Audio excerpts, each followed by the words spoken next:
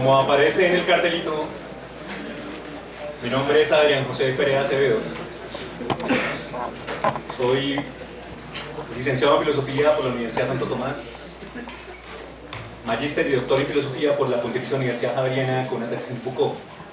Mi trabajo como filósofo se centra específicamente en el problema del poder y la crítica en el pensamiento de Michel Foucault. En este momento soy docente de planta de la Universidad Distrital Francisco José de Caldas en la Facultad de Ciencias y Educación. Hasta hace poco terminé la licenciatura en Humanidades y Lengua Castellana y en este momento soy profesor de la maestría en Investigación Social Interdisciplinaria en la línea de Imaginarios y de Sujeto. Del mismo modo soy profesor del doctorado en Lenguaje y Cultura de la UPTC, donde dirijo algunas tesis acerca de las relaciones entre literatura y poder, literatura y política.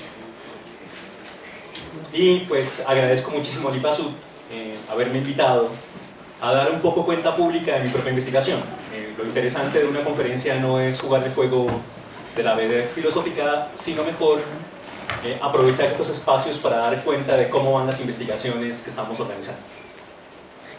En ese sentido, pues debo señalar que como profesor de la Universidad Distrital hay conceptos que son obsesiones para este investigador, y uno de ellos es el de crítica. Por eso la mayoría de mis conferencias en el último año tienen por título eso, el problema de la crítica. Presentaré como representante de la Universidad Distrital en el Congreso Nacional de Filosofía en Medellín en junio un texto que se llama Crítica, Ficción y Experimentación, la cuestión de la libertad en Foucault, porque pues, es un asunto que me interesa muchísimo. Y bueno, como todos los conceptos importantes, es algo de lo que se habla mucho pero se entiende poco. Y pues la Universidad Distrital Francisco José de Caldas es una universidad que se entiende, recuerdan el marco filosófico de la universidad, como una universidad popular. Dentro de las cuestiones de la universidad está el hecho de que ella tiene por propósito la democratización del conocimiento, y eso significa, punto por punto, que la universidad asume, por ponerles un ejemplo sencillo, nadie sería tan tonto como para discutir si en efecto alguien puede poseer aquí 1 metro cuadrado de aire. Es decir, nadie discutiría si en efecto este es mi metro cuadrado de aire o no. Lo haría con otras cosas, como por ejemplo su vestido, sus notas, su evaluación, su informe psiquiátrico, pero no lo haría sobre el metro de aire que respira, por ejemplo. Bien, si todavía, a pesar de todo, el aire es común, pregunta fundamental, ¿por qué no lo es el conocimiento? Si el aire es común, ya no la tierra, ya no el agua, ¿por qué no puede serlo el conocimiento? Una cierta comprensión de la Universidad Distrital como universidad popular implica que cada uno de ustedes asume como tarea fundamental la democratización del conocimiento en el sentido de hacerlo común. Luego es parte de su responsabilidad, estimados estudiantes, llevar este conocimiento que consiguen en esta universidad y duplicarlo, multiplicarlo, utilizarlo como herramienta en un conjunto de contextos. Siendo eso de esa manera, insisto en que el trabajo de la crítica es una cuestión fundamental para la universidad. Y una cuestión fundamental para una universidad que tiene un instituto que se ocupa del problema de la paz y el problema de la ciudadanía y que se ocupa de la formación ético-política de los estudiantes, que son también estudiantes, pero también son especialmente ciudadanos.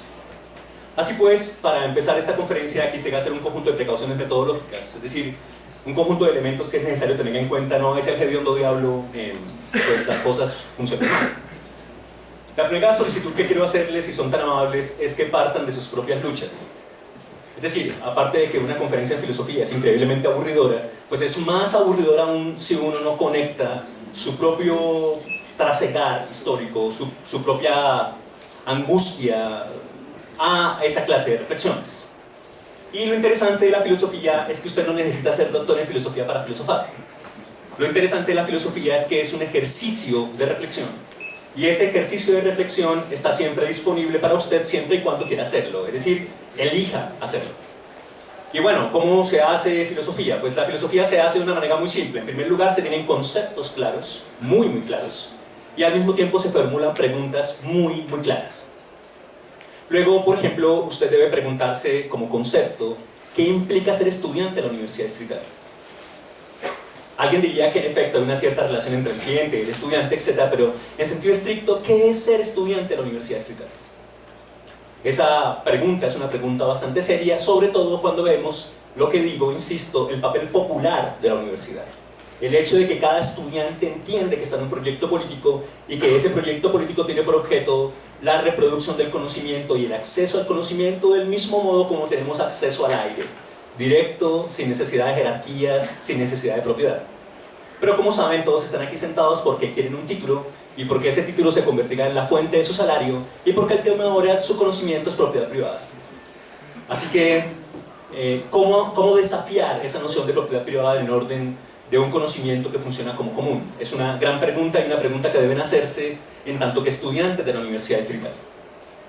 Pero para empezar, entonces, partir de sus propias luchas. ¿Qué implica eso? Significa los aspectos cotidianos en los que estamos inmersos. Por ejemplo, hay momentos en los que yo no quiero obedecer lo que el profesor dice. No solamente porque la conferencia en filosofía es increíblemente aburridora, sino que además de eso, hay un conjunto de solicitudes que me hacen mis docentes que no me gustan. Una de ellas, por ejemplo, es que lea, que deje mi pereza, que me esfuerce, que proponga alternativas de solución a problemas específicos, etc. Y bueno, en ocasiones yo no quiero hacer eso. Y en ocasiones se desencadenan maneras de obligarme a hacerlo, pistolas simbólicas, como por ejemplo te voy a poner uno y cosas como esas. Pero básicamente existe la posibilidad de que alguien dirija mi conducta. Luego, si alguien dirige mi conducta, entonces a esas formas de dirección de conducta yo puedo oponerles otras posibilidades. Quisiera decir entonces que debemos empezar por nuestras propias luchas. He dicho en todas partes y vuelvo a decirlo, no existe un milímetro cuadrado del cuerpo de una mujer que no esté repleto de política. No existe. Cada milímetro cuadrado de un cuerpo femenino está repleto de cuestiones políticas. Ahora bien, dentro de las preguntas fuertes que puedo hacerme es, oye, ¿qué significa ser mujer? Y bien, dentro de esas preguntas está, ¿en qué sentido ser mujer se acompaña de una cierta relación con otros, llamados comillas, hombres, etc.? Básicamente se trata de la pregunta fundamental, ¿por qué es eso que soy? ¿O cómo ocurrió que yo sea esto? Y al mismo tiempo, ¿qué clase de ejercicio, interconexión, relación voy a generar con otros? Ahora bien, en este momento yo tengo luchas, estoy inmerso en luchas. Por ejemplo, ¿qué significa amar a otro? ¿Qué significa ser amigo de otro? En algunos momentos una mujer le dice a un hombre, oye, esfuérzate por no concebirme como un simple objeto. Yo no estoy únicamente aquí como un cuerpo disponible para que lo poseas. También estoy disponible como otras posibilidades. Ahora bien, si yo misma estoy inmersa en esas luchas, eso implica que en el país del Sagrado Corazón de Jesús, ser mujer es un gran problema. No únicamente porque nos arrojen ácido en la cara machos frustrados que quieren destruirnos como mujeres, sino porque además de eso no existe un milímetro de mi propia existencia que no esté determinado por una cierta relación masculina. Ahora bien, ¿significa entonces que esta conferencia es una pura exposición magistral que usted se aguanta porque le toca? Puede ser. Pero yo quisiera invitarlo desde el principio, invitarla a que considere este ejercicio de reflexión como una herramienta analítica que puede servir en su propio trabajo, en su propio esfuerzo, en su propia lucha. Siendo eso de esa manera, entonces quisiera insistir en que, además de ese criterio, que es el de partir de las propias luchas, hay una cuestión de claridad absoluta aquí. Tengo una cierta obsesión, las caras conocidas que están acá lo saben, una cierta obsesión por la claridad. Luego les voy a pedir un favor. Si en algún momento algo no queda claro, interrumpa. Tenga la gentileza. Porque es que usted no está sentado aquí en una especie de catequesis que tiene por objeto X cosa. No, usted está en una conferencia pública y eso significa que usted podría interrumpir a este experto para preguntarle X cosa. Tenga la gentileza de hacerlo. Usted se levanta la mano y dice cosas como, perdóname, ¿podrías explicar lo último que dijiste más lentamente? ¿Podrías darme un ejemplo? ¿Significa esto que tal cosa? Y entonces nuestro trabajo no es un puro decir fundamental de este experto, sino un conjunto de relaciones entre sujetos que intentan construir un problema. Así que gracias por interrumpir en el momento en que sea necesario. Voy a empezar entonces por explicar el título. Un poco de chicanería filosófica, you know. Qui corpus posit. Es una pregunta filosófica bastante antigua. La pregunta la hizo mi amigo Baruch de Spinoza en la Ética demostrada según el orden geométrico, estamos hablando del siglo XVII. Pero es una pregunta tan importante que todavía persiste. Ahora bien, uno de los grandes inconvenientes con las preguntas filosóficas es que nos persiguen desde siempre, desde lo que llamaríamos el alba de la humanidad. Preguntas como, por ejemplo, oye, ¿y qué pasa cuando yo me muero? La pregunta por la muerte es una pregunta fundamental en filosofía y hay muchas posiciones frente a eso. Desde Heidegger, insistiendo en que somos seres para la muerte, me da mucha pena con ustedes, pero fuimos arrojados al mundo, nadie nos pidió permiso, y les guste o no, tenemos fecha de caducidad. Y dentro de esa fecha de caducidad está la pregunta fundamental: ¿por qué carajos voy a hacer de mi vida sabiéndome mortal? Luego viene la pregunta por el sentido de mi propia existencia, y esa pregunta es filosófica. Y, les guste o no, es una pregunta que no pueden evitar. Es una pregunta inevitable, no pueden quitársela de encima. Esa pregunta es tan fuerte como la pregunta por el amor, como la pregunta por la amistad, o como la pregunta por qué debe ser obedecido y qué no. La pregunta por qué aceptar una cierta forma de obediencia. La pregunta por qué clase de vida llevar, qué es correcto hacer, etc. Luego, una de las cuestiones complejas con las preguntas filosóficas es que no nos abandonan. Siempre están con nosotros, nos persiguen y se convierten en elementos centrales de reflexión a lo largo de la historia humana. Luego, esta pregunta que está ahí traduce en latín: ¿qué puede un cuerpo? Es una pregunta que parece sencilla, pero es increíblemente compleja y no nos abandona. ¿Qué puede un cuerpo? ¿Qué es eso que puede un cuerpo? Hoy, dice Spinoza en su momento, nadie sabe realmente qué puede un cuerpo, pero tenemos un pequeño inconveniente. Hoy, a pesar de todo el avance que hemos conseguido, tampoco lo sabemos con plenitud. ¿Qué es eso que puede un cuerpo? Pues bien, un cuerpo, por ejemplo, puede ocupar este espacio. Un cuerpo puede sentarse en estas sillas, un cuerpo puede ser evaluado en términos de competencias, un cuerpo puede ser calificado, un cuerpo puede romper la barrera de 200 metros, una mujer china puede escribir con una mano en chino y en otra en inglés, una acróbata puede hacer. ¿Qué puede hacer un cuerpo? Miles de cosas. Es increíble lo que un cuerpo puede hacer, es impresionante lo que un cuerpo puede hacer. Luego hay muchas posibilidades, muchísimas posibilidades. Y justamente sobre la noción de cuerpo y sobre las posibilidades del cuerpo es que quisiera centrarme en el trabajo del día de hoy. El título sigue entonces: el ejercicio de la crítica como estrategia de resistencia en los feminismos contemporáneos. Algunas claridades. Es imposible agotar el campo de los feminismos contemporáneos. Son demasiados. Luego voy a referirme a tres, básicamente, ¿no? La perspectiva de Dana Haraway en la cuestión cyborg, la perspectiva de Rosy Braidotti en la cuestión nómade, y Judith Butler en la cuestión de la constitución de sujetos de deseo, sexo y género. Pero no voy a ir más lejos, son demasiados elementos. Bien. No, por favor, sigamos ahí. Gracias. ¿Qué significa eso del ejercicio de la crítica?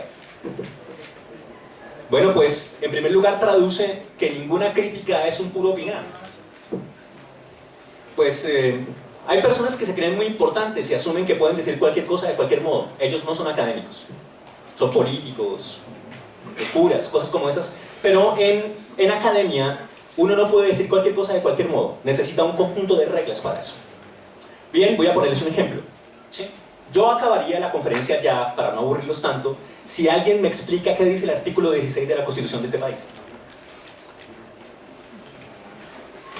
Ven, entonces, estimados ciudadanos, miembros de esta universidad, hay que hacerse preguntas fuertes, como por ejemplo, ¿cómo carajos defiende uno, perdón lo de defender, cómo defiende uno los derechos que no conoce? El artículo 16 de la Constitución se convierte hoy en un gran problema, por ejemplo, para las instituciones educativas. ¿Y por qué? Los manuales de convivencia se han convertido en modos jurídicos porque tienen que lidiar con el gran problema del artículo 16 de la Constitución, el problema del libre desarrollo de la personalidad. Así que cuando alguien se mete conmigo y con mis formas de autoexpresión, pues yo le cito el artículo 16 de la Constitución, cuando lo conozco. Ahora bien, ¿cómo defiende uno los derechos que no conoce? Pues bueno, así es la vida, jacarandosa, esas cosas pasan. Pero mientras tanto, pues debemos ocuparnos de algunos elementos centrales, como por ejemplo, la crítica, damas y caballeros, es un trabajo, es un ejercicio, cuesta, es difícil. Y bueno, muchas personas piensan que lo difícil no vale la pena, que es mejor, ¿cómo decirlo?, seguir un cierto rumbo de lo sencillo y de lo cómodo. Pues tengo que decirle a esas personas que desafortunadamente no pueden hacer crítica. Porque la crítica es un ejercicio que implica, mucho cuidado con esto, distanciamiento. Distancia. Debo separarme un poco de mi propia cotidianidad. Debo sospechar de eso que yo entiendo como verdadero. Y bueno, como el mismo nombre lo dice, para hacer crítica se necesitan criterios, y muy claros. Criterios precisos acerca de él. Luego, por ejemplo, un par de estudiantes de la distrital consumen su molécula de diversión favorita, ponga la que quiera ahí, CH3CH2OH, tetrahidrocannabinol, la que sea, y pone esa molécula, y mientras lo hace, discuten sobre comillas políticas. Es que políticamente hablando A, políticamente hablando B. Pero bien, pregunta el millón, ¿qué entiendes por política y por qué? Es que la ciudadanía, pregunta básica, fundamental, filosófica, ¿qué entiendes por ciudadanía? Ahora bien, en una conversación de tinto, pues, también es una molécula, la cafeína, bastante interesante, muy común. En una conversación de esa clase, una asociación con la molécula, pues tener una conversación sobre eso parece sencillo, pero en lo que traduce el ejercicio de la crítica no valen esos acercamientos, especialmente porque no son útiles. Generan un montón de confusiones y a última hora nos sirven como herramienta para enfrentar las maneras como estamos inmersos en relaciones de fuerza o en formas de poder. Luego, quería darles las gracias por entender que estar sentado aquí no es únicamente aguantarse las formas de dominio de sus profesores, sino entender también que este es un trabajo de crítica. Usted también podría estar sentado aquí porque fue su decisión, porque es su elección enfrentar de manera clara y precisa los modos como funciona el mundo hoy de ciertos criterios. Y, por ejemplo, en este análisis, los criterios son, en primer lugar, la noción de cuerpo, en segundo lugar, la noción de resistencia, la noción de crítica y el problema de algunos esquemas como género, sexo, deseo, etc. Bien, falta entonces el que usted quería saber, el único que lo emociona, esa vaina de la resistencia. ¿Qué será la resistencia, Alan? ¿B de venganza? ¿Ponernos la máscara? ¿Lucha contra el mal? Bueno, pues si a usted le gusta el Capitán América o cualquier subsidiario de ese idiota, pues hay muchos, pues debo decirle que la crítica no la hacen héroes. Es decir, el Capitán América no la hace, por decirlo así, ni Hulk tampoco, ni ningún idiota héroe hollywoodense hace un ejercicio de crítica. Porque pues no está interesado en ello. Quiere salvar el mundo y entonces le interesa que el mundo siga igual. En cambio, quienes hacen crítica se ocupan sistemáticamente de enfrentar su realidad para averiguar cómo está constituida y para intentar averiguar cómo se transforma. Luego, tengo que decirles que hacer crítica no es un trabajo de héroes, es un trabajo de personas comunes y corrientes que se esfuerzan por conseguir herramientas para entender cómo funciona el mundo. Y bueno, como nadie los va a felicitar por eso, ni les va a entregar una medalla, ni va a venir la princesa rescatada a darles el beso de las gracias, ni cosas como esas, pues tengo que decirles que la crítica es especialmente un trabajo social, un ejercicio social. La construcción de unas relaciones con otros para intentar entender cómo ocurrió que esto sea como es, y al mismo tiempo para averiguar cómo podría ser de otro modo. Luego, resistir, damas y caballeros, no sería en el lenguaje que vamos a usar aquí alguna clase de privilegio en el que se habla de resistencia con R mayúscula y entonces resistimos y ya salvamos el mundo. No. Dejen esos discursos a, no sé, a los que piensan que el reino de los cielos es posible y esas cosas, pero aquí no hay utopías. Aquí hay relaciones de poder, maneras de existir que se enfrentan a otras maneras de existir. Y lo interesante de las resistencias es que son diversas, múltiples, etc.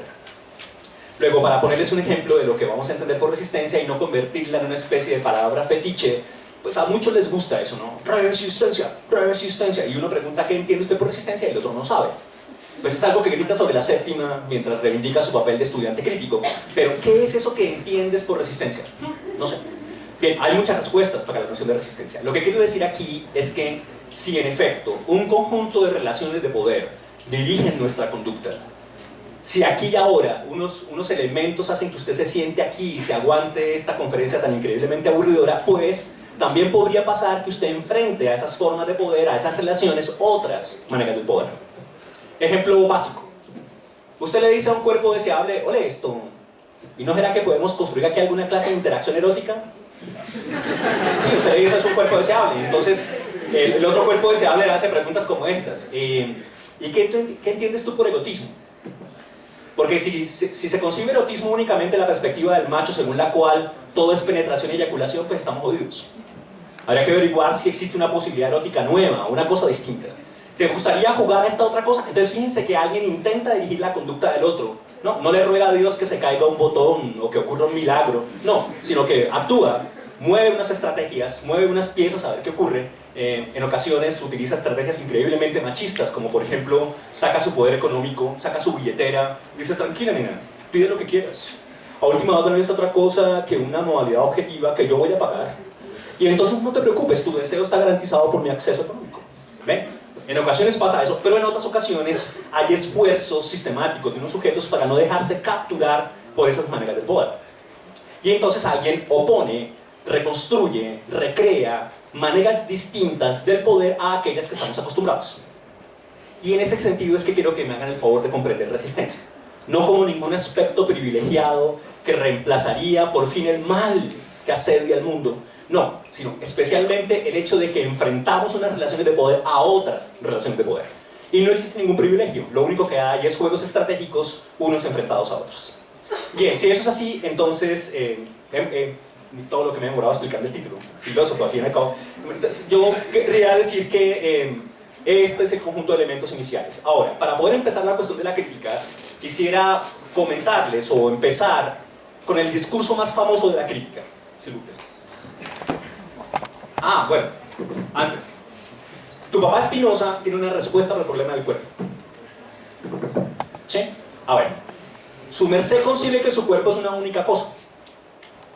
O sea, ese cuerpo que se está durmiendo en este trabajo tan aburridor sería una única cosa. En el lenguaje filosófico se dice unidad ontológica. ¿Qué es eso, una unidad ontológica? Un yo, una especie de conjunto único que tiene subconjuntos, como por ejemplo sus órganos. Brazo, pierna, extremidades, vaso, etc. Luego resulta que para Spinoza el cuerpo, en tanto que potencia, no es únicamente un conjunto de subconjuntos, sino especialmente una relación compleja de cuerpos. La biología contemporánea muestra cómo las células son realmente esquemas de asociación de organismos menores. Pero como recuerdan, una célula no tiene sistema nervioso. Pregunta, usted está compuesto más o menos por unas 6 billones de células especializadas. Si las células no tienen sistema nervioso, pregunta, ¿cómo se comunican? Si toma usted una célula eucariota compleja, la célula tiene vacuola digestiva. Pregunta, ¿cómo sabe la vacuola digestiva que tiene que ir hasta la membrana para recibir alimento? No, sí, es que mira, dentro de la célula hay una especie de cerebro que llamamos centriolo. No. En las células no hay sistemas nerviosos. Y sin embargo, la célula y sus componentes vitales saben qué tienen que hacer. ¿Por qué? Bueno, Spinoza piensa, por ejemplo, que los cuerpos son realmente siempre compuestos. Formas de potencia compuestas. Leamos a Spinoza directamente. Cuando ciertos cuerpos de igual o distinta magnitud son compelidos por los demás cuerpos de tal modo que se aplican unos contra otros, no como el Transmilenio, que se chocan, sino compelidos unos a asociarse con otros, o bien si es que se mueven con igual o distinto grado de velocidad, de modo tal que se comuniquen unos a otros sus movimientos según una cierta relación, diremos de esos cuerpos que están unidos entre sí y que todos juntos componen un solo cuerpo, o sea, un individuo que se distingue de los demás por medio de dicha unión de cuerpos. Fin de cita. Ahora bien, supongan que por un momento determinado hacemos un esfuerzo por devenir mente colectiva. No en el sentido de, ¿cómo decirlo?, de pensar todo lo mismo, sino de sentirnos como una célula que participa de un cerebro social. Eso se parece mucho a la definición marxista de General Intellect, se parece mucho. Pero más allá de eso, ¿sería posible para Spinoza que este montón de cuerpos aprisionados aquí porque están obligados a venir, eso deviniera un cuerpo compuesto? Un cuerpo, pero al mismo tiempo compuesto. Porque sus formas de potencia se organizan de tal manera, ojo con esto, que la asociación con el otro cuerpo aumenta mi propia potencia. Es decir, no me asocio con el otro cuerpo única y exclusivamente para juntarme con él, como lo que pasa en el Transmilenio, sino me junto para que esa asociación aumente mi propia potencia. Entonces, bien, por ejemplo, yo no sé por qué fuerza es igual a masa por aceleración. Usted es ingeniero y debe saberse las leyes de termodinámica, de las leyes de Newton, y usted sabe que fuerza es igual a masa por aceleración, pero no sabe por qué. ¿O sí? No, ¿por qué? Pues que yo tuve un profesor de física que me enseñó que fuerza es igual a masa por aceleración, pero nunca me dijo por qué. Y yo tampoco le pregunté, vea usted. ¿Sí? Porque yo, como no soy un sujeto crítico, yo me siento y escucho lo que el docente me dice y digo, sí. No, ahora bien, si yo digo, oiga, no tengo como muy claro por qué fuerza es igual a masa por aceleración, o por qué Dios está muerto después de la segunda ley de termodinámica. Así que si eso es así, entonces yo voy a investigar con otros y me asocio con otros y la relación con otros aumenta mi propia potencia. Como por ejemplo cuando no sé cómo me cepillo los dientes, soy un niño y no sé cómo hago eso, y le pregunto a otro cuerpo o me asocio con otro para llevar a cabo cierta cosa, o cuando estoy enfermo y alguien me cura. ¿Ven? Asociarme implica un aumento de mi potencia.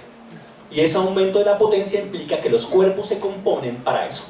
Pero, ojo con esto, uno también podría componerse para su propia descomposición.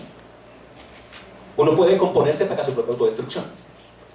Así que yo podría, por ejemplo, como cuerpo, echarme una muy buena bandeja paisa y eso me cae muy bien, y entonces mi cuerpo se fortalece y se nutre. O O podría tomarme un veneno y entonces mi cuerpo se descompone. ¿Ven? Ya no me compuse, sino me descompuse. Luego ojo con eso. El hecho de que los cuerpos puedan asociarse para aumentar la potencia significa también el riesgo de que pueda asociarme con otros para mi propia destrucción. Así que mucho cuidado con sus amigos. No en el sentido de que, ay, Virgen Santísima, cuide la moral, no. Usted sabe que tiene que usar condón, más bobo si no. Pero digamos que lo fundamental aquí, sí, pues no aprovecha la situación estratégica, está perdido. Pero lo fundamental aquí es reconocer qué clase de asociación tengo con otros y para qué.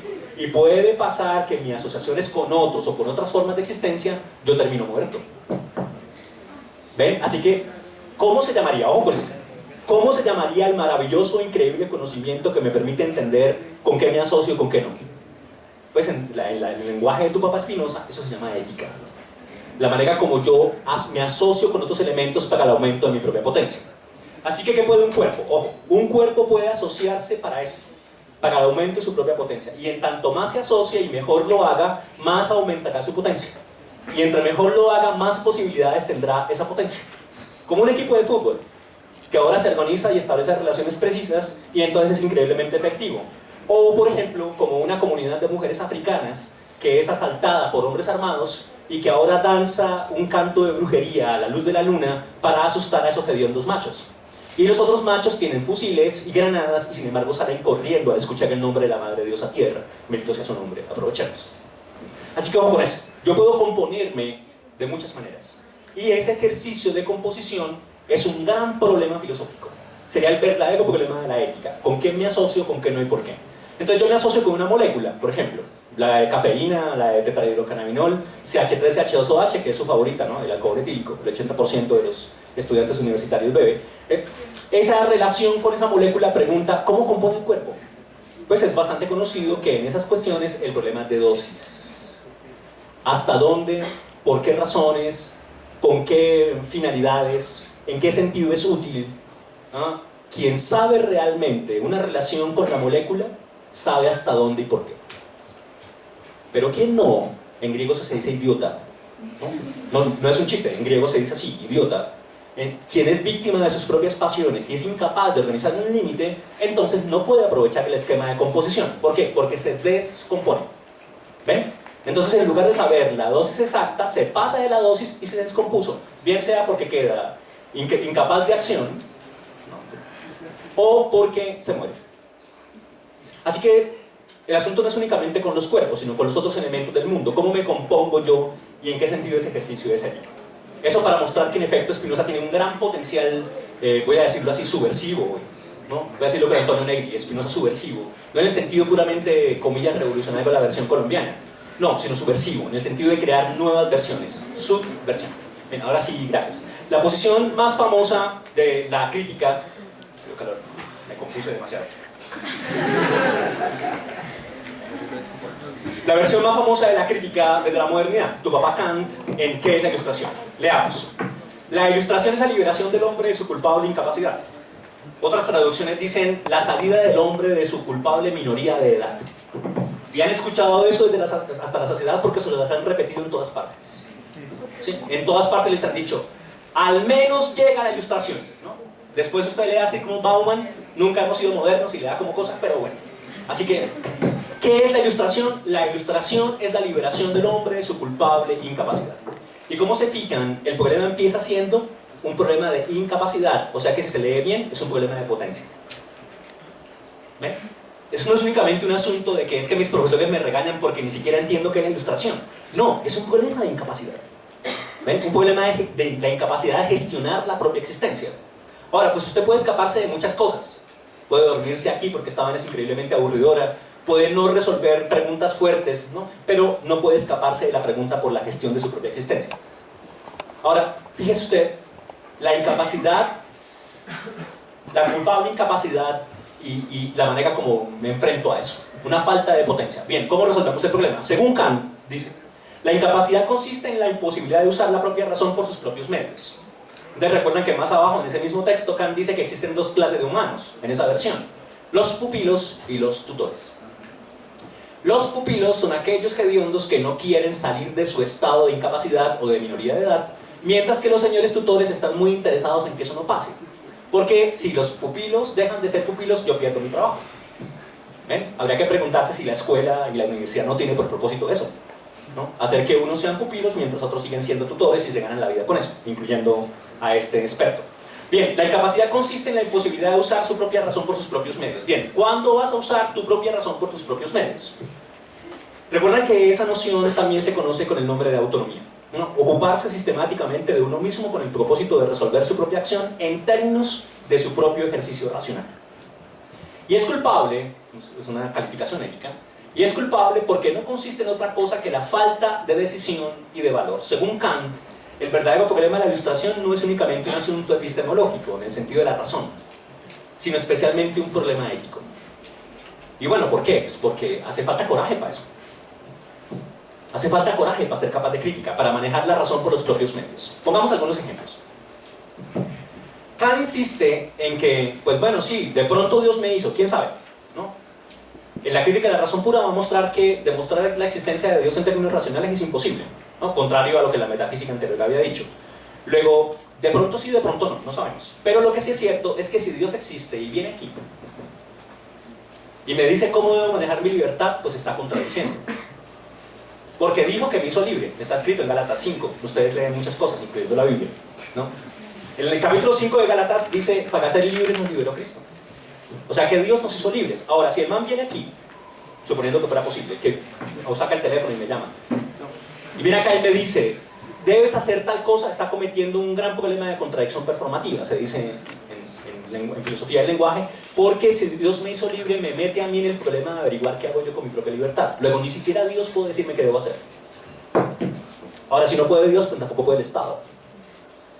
Ni ningún otro relativo de esos. Es mi problema ocuparme de cómo voy a manejar yo mi propia razón. Y sin embargo, el tutor pide o Dios, o el Estado, o un reemplazo de esos señores. Dime qué tengo que hacer. Bueno, ¿y por qué no piensas tú mismo? Ay, la angustia de pensar es un asunto demasiado pesado de llevar. Yo no quisiera pensar, gracias por pensar por mí y permitirme seguir siendo un idiota. ¿Ven? Hay muchas personas que se arrodillan y agradecen eso, así en la vida. Mientras que el ejercicio fundamental de lo filosófico es desafiarse a sí mismo para averiguar cuándo puede uno y bajo qué herramientas pensar por uno mismo y usar la razón por sí mismo. Esa versión de la crítica es la versión más famosa que hay y, por supuesto, la más problemática hoy. Porque por un lado, los debates contemporáneos, incluyendo los debates feministas, están o con Kant o contra él. Hay un problema con Kant hoy serio. Especialmente, y ahora más tarde lo veremos, cuando se muestra que eso no es universal, sino que tiene una cierta perspectiva blanca, europea, poseedora de propiedad privada, masculina, etc. La vamos por allá. Sapere aude, como recuerdan, eso no es de Kant, es Horacio, ¿no? Y Horacio va a decir, atrévete a saber. Pero Kant traduce eso como ten el coraje de saber, ten el coraje de decidirte a saber. Ese es el lema de la Ilustración. Muy bien, y entonces eso permea hasta el tuétano lo que entendemos hoy por crítica, ¿cierto? Asumimos una cierta relación con nosotros mismos en el cual hay un desafío y es la persecución de la autonomía. Y en esa persecución de la autonomía yo debo ser capaz de manejar mi propia razón por mis propios medios, pensar por mí mismo, por decirlo de ese modo.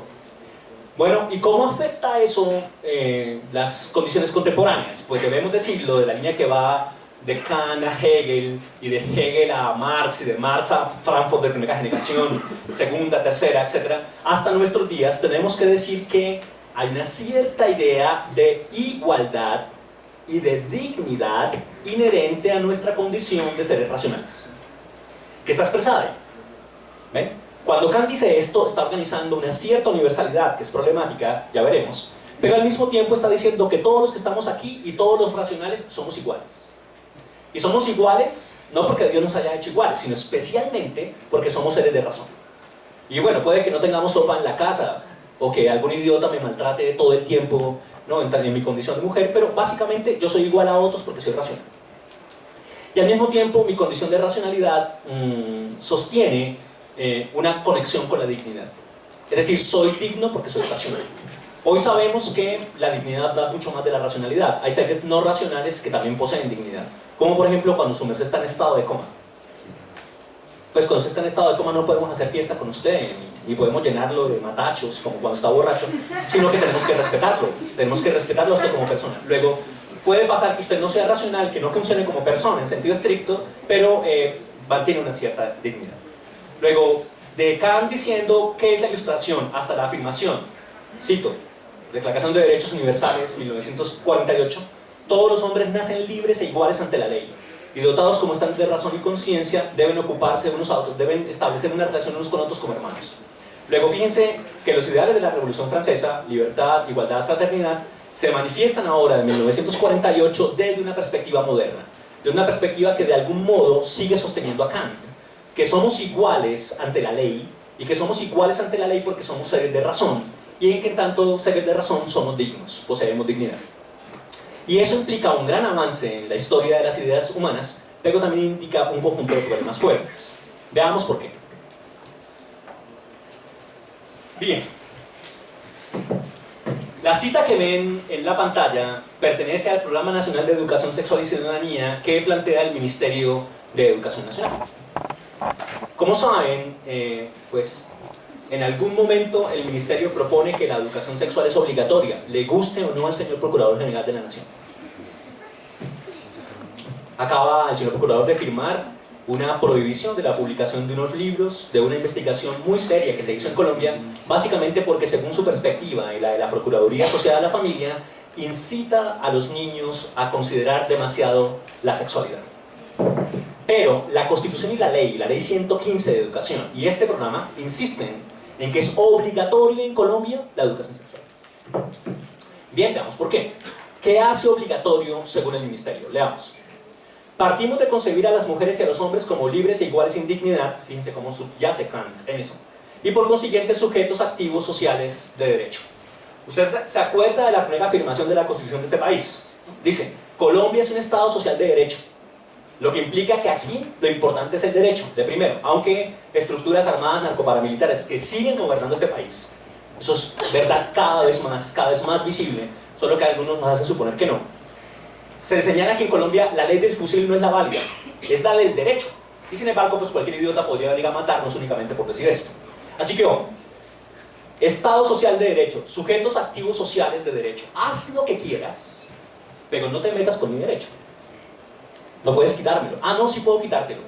Eres una niña de 12 años que habita en la Sierra Nevada de Santa Marta y yo soy quien manda aquí con esta estructura narcoparamilitar. Tengo los fusiles y la plata y te compro a tu familia y te esclavizo sexualmente. ¿Dónde están sus putos derechos?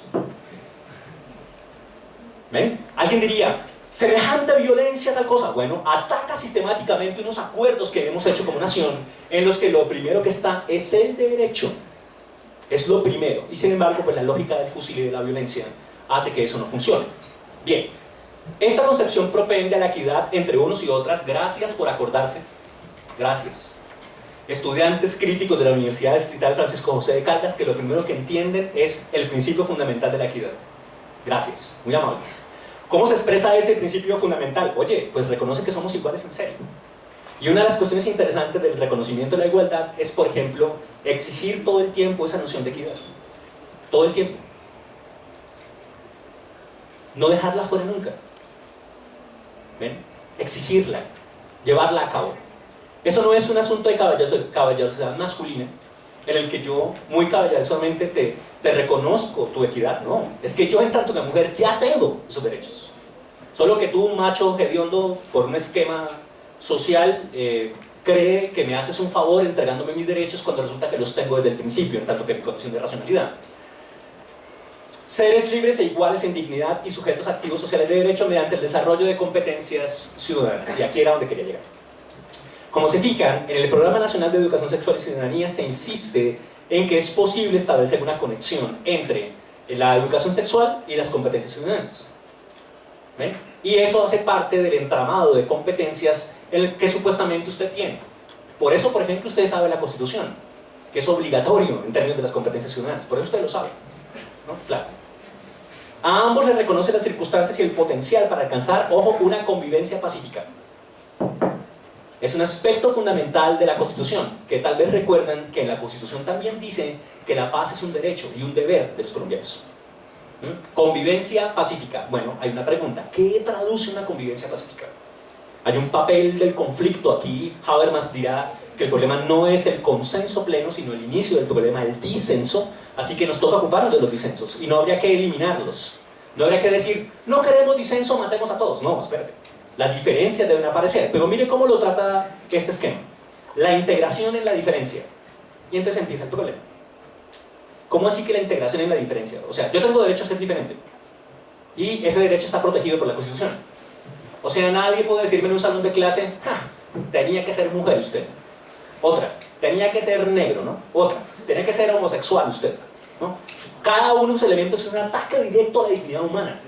¿Lo ven? Es un ataque directo a la dignidad, y cuando eso pase, les pido el favor que se levanten y luchen. No lo acepten de nadie. Cuando alguien haga semejante cosa, levántense y luchen. No acepto bajo ninguna razón que usted ataque la dignidad de esta persona de este modo. ¿Ven? Porque no puede pasar que alguien se ocupe de mi dignidad de ese modo, me maltrate de esa manera. Pero al mismo tiempo está la pregunta de si las diferencias deben ser integradas o no. ¿Qué hacer con las diferencias? Una perspectiva de resistencia, por ejemplo, insiste en que las diferencias deben multiplicarse. Pero aquí dice que las diferencias deben integrarse. Una cuestión complicada. La participación en la sociedad y la promoción de comportamientos culturales de género nuevos y diferentes, equitativos para hombres y mujeres. Bueno, esto sí, genial que sea equitativo, ¿no? Eso es muy interesante. Pero, pregunta del millón, ¿y qué pasa si yo no soy ni hombre ni mujer? Eso es imposible, diga el señor Procurador General de la Nación, ¿no? Le temblará un poco la voz. Porque usted o es hombre o es mujer, no hay alternativa. Eso no es cierto. La prueba de eso es que el Estado australiano acaba de reconocer jurídicamente la sexualidad masculina, femenina y otras. O sea, al Estado ya no le interesa, supuestamente, ya no le interesa qué clase de sexualidad tiene usted, eso es problema suyo. Ahora, pues yo puedo declararme de muchas cosas, por ejemplo, puedo declararme asexual, veremos ahora la cuestión cyborg, etc. Así que no necesito una identidad sexual. Y sin embargo, fíjense, hay una pregunta bastante seria. ¿Por qué razón, aquí y ahora, yo no puedo quitarme de encima mi exigencia de identidad sexual? ¿Por qué no puedo? ¿Por qué siempre está ahí? ¿Ven? En el análisis que muestra Foucault y otros filósofos feministas, se señala cómo esa noción de identidad ha sido producida, construida históricamente. Más allá de eso, fíjense la conexión entre la noción de crítica propia de la Ilustración y el problema de la equidad de género. Ahora, sería, ¿cómo decirlo?, contraproducente pensar que el problema de la dignidad de género es que es un asunto que disfraza una cierta dominación. No, por favor, empecemos por ahí. Empecemos por defender los derechos de género y luego vamos más lejos. Bien, pero ¿qué es eso que es competencia ciudadana? Usted por supuesto sabe esto de memoria porque es ciudadano colombiano, crítico y esas cosas, así que simplemente se lo voy a recordar, ¿no? Listo. Dice, las competencias ciudadanas son el conjunto de conocimientos y habilidades cognitivas, emocionales y comunicativas que articuladas entre sí hacen posible que el ciudadano actúe de manera constructiva en la sociedad democrática. Entonces veamos cómo opera esa división aquí. En primer lugar, habilidades. So, do you remember how to say habilidades in English? Skills, you remember that, okay. Skills. To improve, ¿no? Habilidades, conocimientos y habilidades cognitivas y emocionales y comunicativas. Así que, por ejemplo, es bastante conocido que una gran habilidad comunicativa consiste en explicitar mis supuestos. Generalmente, los grandes problemas comunicativos se dan porque yo no explicito mis supuestos. Entonces digo cosas como estas: ¿tú me quieres? Y el otro dice, sí, claro. Pero no dice cosas como crítica, no dice cosas como, cuando tú me haces la pregunta por lo que quieres, ¿me estás haciendo una verdadera pregunta o estás haciendo una pregunta para establecer otra? Porque generalmente alguien dice, ¿tú me quieres? Y enseguida dice, si me quieres, haz esto. ¿Ven? Pero nadie plantea una pregunta fuerte en el siguiente sentido. Cuando tú dices que me quieres, ¿a qué clase de querer te refieres?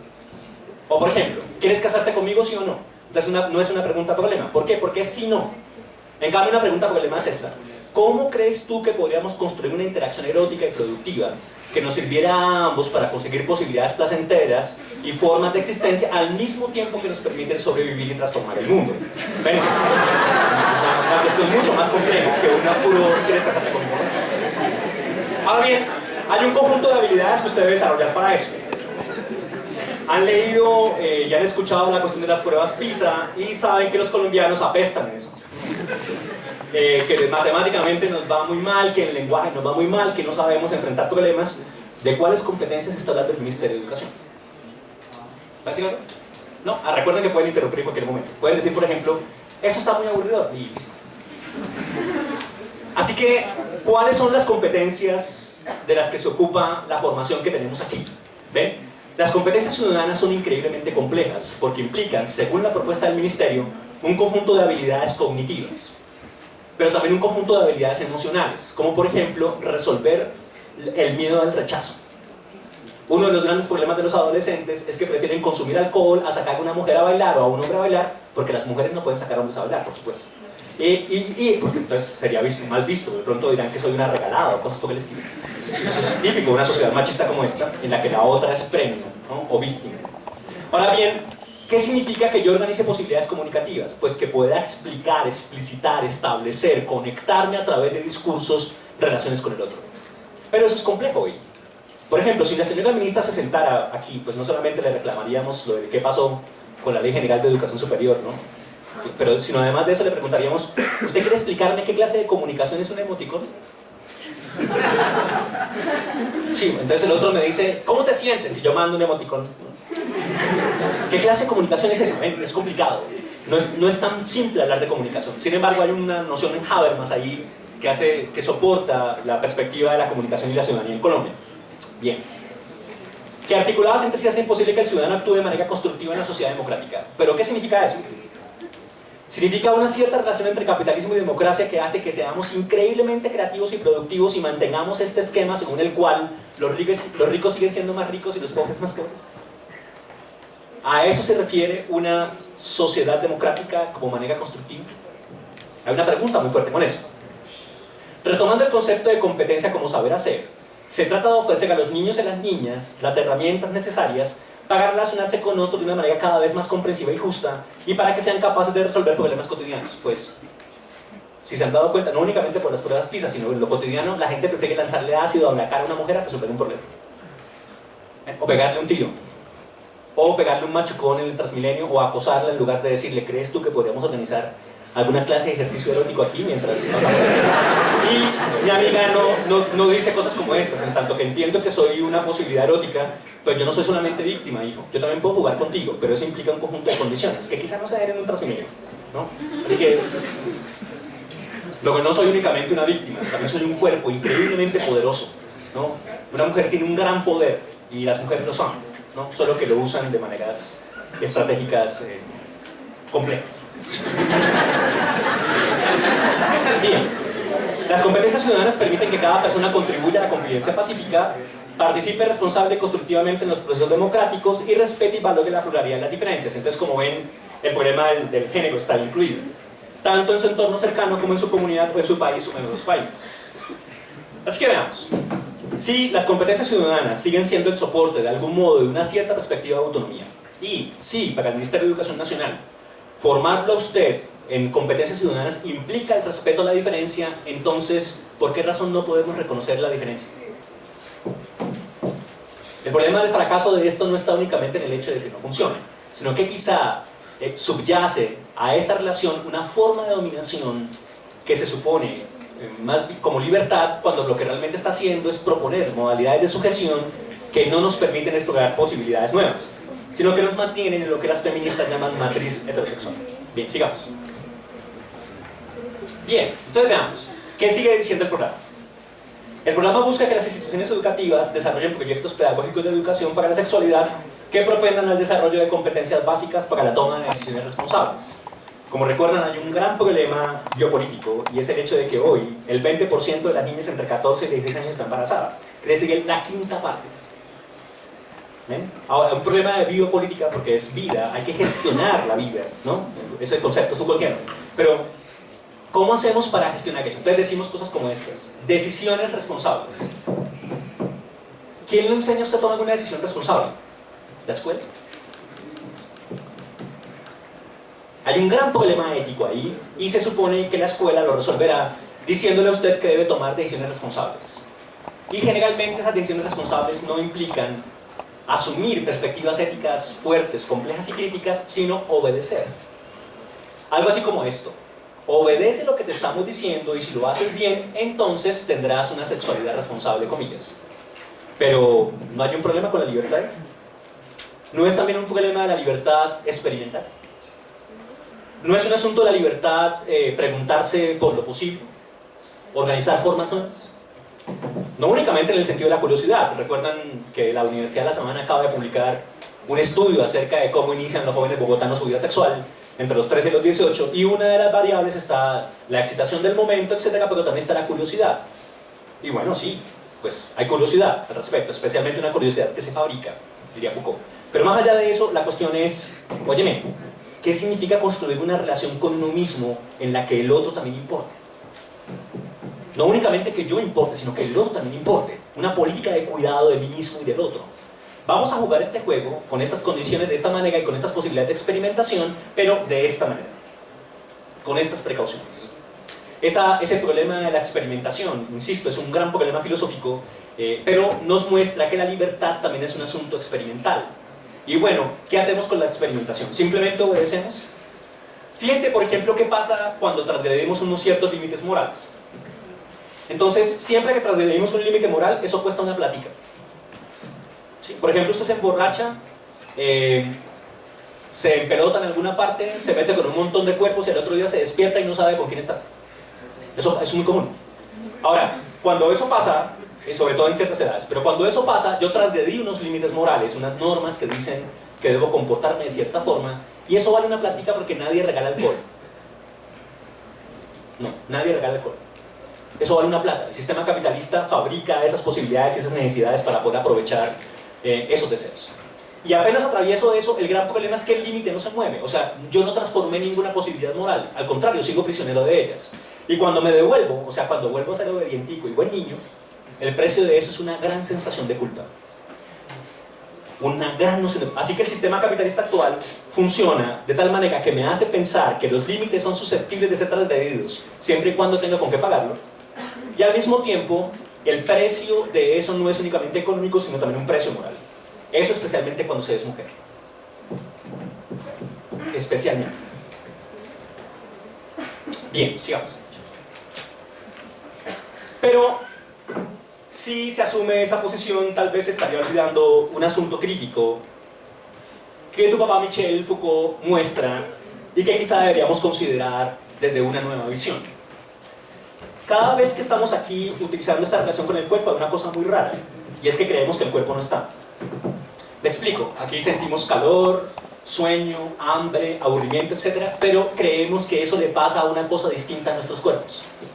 Le pasa a una especie de interioridad, a una mente o algo así. Pero mi cuerpo no está aquí. Bueno, está aquí, pero tal vez no lo que yo soy. Lo que yo soy es una cosa distinta de mi cuerpo. ¿Sí? Y cuando el hediondo cuerpo me dice cosas como tengo hambre, me duele, estoy enfermo o tengo ganas de algo, cuando pasa eso, entonces le hago caso al cuerpo como una especie de ¿qué? De accidente. Una especie de excrescencia ahí que me solicita algunas cosas, pero no por eso entiendo que yo no soy otra cosa que cuerpo. De hecho, si los retara aquí y les preguntara si alguno de ustedes puede decir de sí mismo que no es otra cosa que cuerpo, la mayoría de ustedes diría que no. ¿Qué le pasa, profesor? No, espere, yo no soy únicamente cuerpo. A ver, yo soy otras cosas. Alma, espíritu, mente, etc. Pero mi cuerpo pues está como en el último lugar de la lista. La perspectiva analítica de Foucault, que viene desde Nietzsche, etc., insiste en que su merced debería considerar que lo primero que somos es cuerpo. Ah, bueno, inmersos en una cierta cultura, etc., pero tenemos el gran problema de que nuestro cuerpo desaparece. Pero al mismo tiempo el cuerpo es demasiado sensible, porque siendo mi primera forma de propiedad privada, si alguien lo toca en el Transmilenio, pues ya no hay un problema. ¿Cierto? O sea, mi cuerpo existe cuando alguien lo toca en el Transmilenio. Antes no. O por ejemplo, cuando me chuzo por algo. ¿Cierto? Cuando desafío a Descartes, quien dijo pienso, luego existo, y ahora me da un dolor de muelas y digo no, me duele, luego existo. Es una cuestión extraña. Así que ¿dónde está mi cuerpo aquí? Pues aquí está su cuerpo. Lo que pasa es que usted lo olvida o lo deja fuera porque supone que usted es una cosa distinta de su cuerpo. Pero a última hora, para Foucault, eso que somos es estrictamente cuerpos enmarcados en un esquema inmanente, social, cultural, que se da siempre en términos de relaciones de poder. Y, por ejemplo, podríamos mirar cuáles son las relaciones de poder que están aquí funcionando. Veamos, a cada quien su silla. Eso no es cierto porque hay algunos en la salida de emergencia y si llega a pasar algo, pues bueno. Pero básicamente la idea es que a cada quien su silla, ¿cierto? A cada quien su nota. O sea, si yo me pusiera espesito aquí, entonces tendría una lista, ¿cierto? O como en algunos colegios tendría una foto de cada uno de ustedes aquí, ¿sí? El observador del estudiante. Y vería su conducta inapropiada y diría, ¡ah! ¡Es Jimeno! ¿Ven? Porque el cuerpo está ahí, ubicado, determinado. Están pasando más cosas aquí. Por ejemplo, todos nos vigilamos. Todos estamos en una constante vigilancia. Y pasa como en el Transmilenio. Yo vigilo en el Transmilenio mi cuerpo, como mi propiedad privada, pero también el deseo de los otros sobre mi cuerpo. Entonces cuando veo los ojos golositos de alguien, me preocupo. Especialmente si soy mujer. Así que la cuestión aquí, aunque esa es una variable estratégica, yo sé que esa miradita golosita es parte de la relación de poder que puede influir sobre el otro.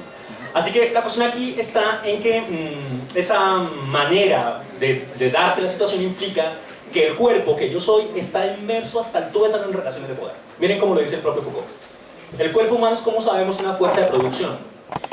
Pues, si no ven a Marx ahí, pues se lo recuerdo. Ahí está Marx, ¿no? Somos seres de producción. Productivos, no lo olviden jamás. Nunca acepten su impotencia. Acepten mejor su potencia, lo que pueden realmente hacer, lo que pueden producir. Pero el cuerpo no existe tal cual, como un artículo biológico o como un material. Pero si el Procurador General de la Nación estuviera sentado aquí, me diría que sí. ¿Cierto? Por ejemplo, diría de mí misma que soy mujer porque yo no puedo renunciar a tener glándulas mamarias y útero. Y en tanto tenga eso, soy mujer. Pero entonces Foucault dice, mira que el problema del cuerpo no es únicamente un asunto de una cierta materialidad biológica. Es mucho más que eso. El cuerpo humano existe en y a través de un sistema político. Por favor, no lo olviden. Pero si eso es así, ¿qué significa que un cuerpo se identifique a sí mismo de tal modo, diga de sí mismo X cosa, señale de sí mismo X cuestión? Permítame ponerles un ejemplo. Usted está sentado aquí en este trabajo tan aburridor, pero vuelve a sí mismo de muchas maneras. Como por ejemplo, dice, ¡ay! Se me olvidó apagar el calentador, ¿cierto? Y entonces se preocupa por unos aspectos de seguridad. Al mismo tiempo dice, es cierto que la salida aquí no está despejada, es mejor que me haga en tal parte por si ocurre una emergencia, pues está preocupado por su seguridad. Pero es distinto a la seguridad 1 a la seguridad 2. Otra, usted dice cosas como estas, el cuerpo que está al lado mío está como interesante. ¿Será que genera una cierta estrategia a ver qué pasa? Y entonces volver sobre uno mismo ahí es distinto de preocuparse por la seguridad. Pero otra es esta, vuelvo sobre mí mismo en tanto que estudiante, digo, pues pucha, me toca tomar apuntes o me van a rajar. ¿Ven? Entonces, fíjense que estaba el mismo cuerpo ubicado ahí, pero hay diferentes maneras de volver sobre sí. Esas diferentes maneras de volver sobre sí es lo que Foucault entiende por sujeto. ¿Ven? Sujetarse a, ser sujetado por, identificarse uno mismo de cierta manera. Entonces, por ejemplo, aquí alguien le pidió el carnet y usted se identificó. Y al hacerlo, usted está organizando su subjetividad como estudiante. Pero cuando el cuerpo deseable al lado le hace como coquitos, ¿cierto? Entonces usted dice, oye, ¿te gustaría jugar el juego estratégico A, B y por las razones Z? Entonces, en ese caso, yo juego una subjetividad distinta. ¿Lo ven? No es la del estudiante, es otra. Lo mismo pasa, por ejemplo, si el cuerpo deseable fuera problemático. Pues, ¿qué pasa, por ejemplo, si a mí me gustan los de mi propio sexo? Entonces es un problema, porque puede pasar que el otro pues como que no esté dispuesto a eso y entonces el otro me dice, entonces usted es Z, ¿ah? Sí, bueno, sí. No, la verdad no. O sea, habría muchas reacciones para eso, pero lo fundamental es que si alguien me señala a mí mismo y me exige una cierta identidad, entonces yo soy un sujeto. ¿Ven? Del mismo modo como yo me exijo a mí misma peinarme de cierta manera, vestirme de cierto modo, plantear ciertos patrones de estética, básicamente porque soy mujer. Entonces veamos, me lanzo a mí mismo la mirada que yo creo mía, cuando la mirada que me lanzo en el espejo es la mirada que el macho construyó para mí. Es decir, yo no estoy mirándome a mí misma en tanto que mí misma, sino me miro a mí misma como un puro producto que va a ser juzgado desde la mirada del macho.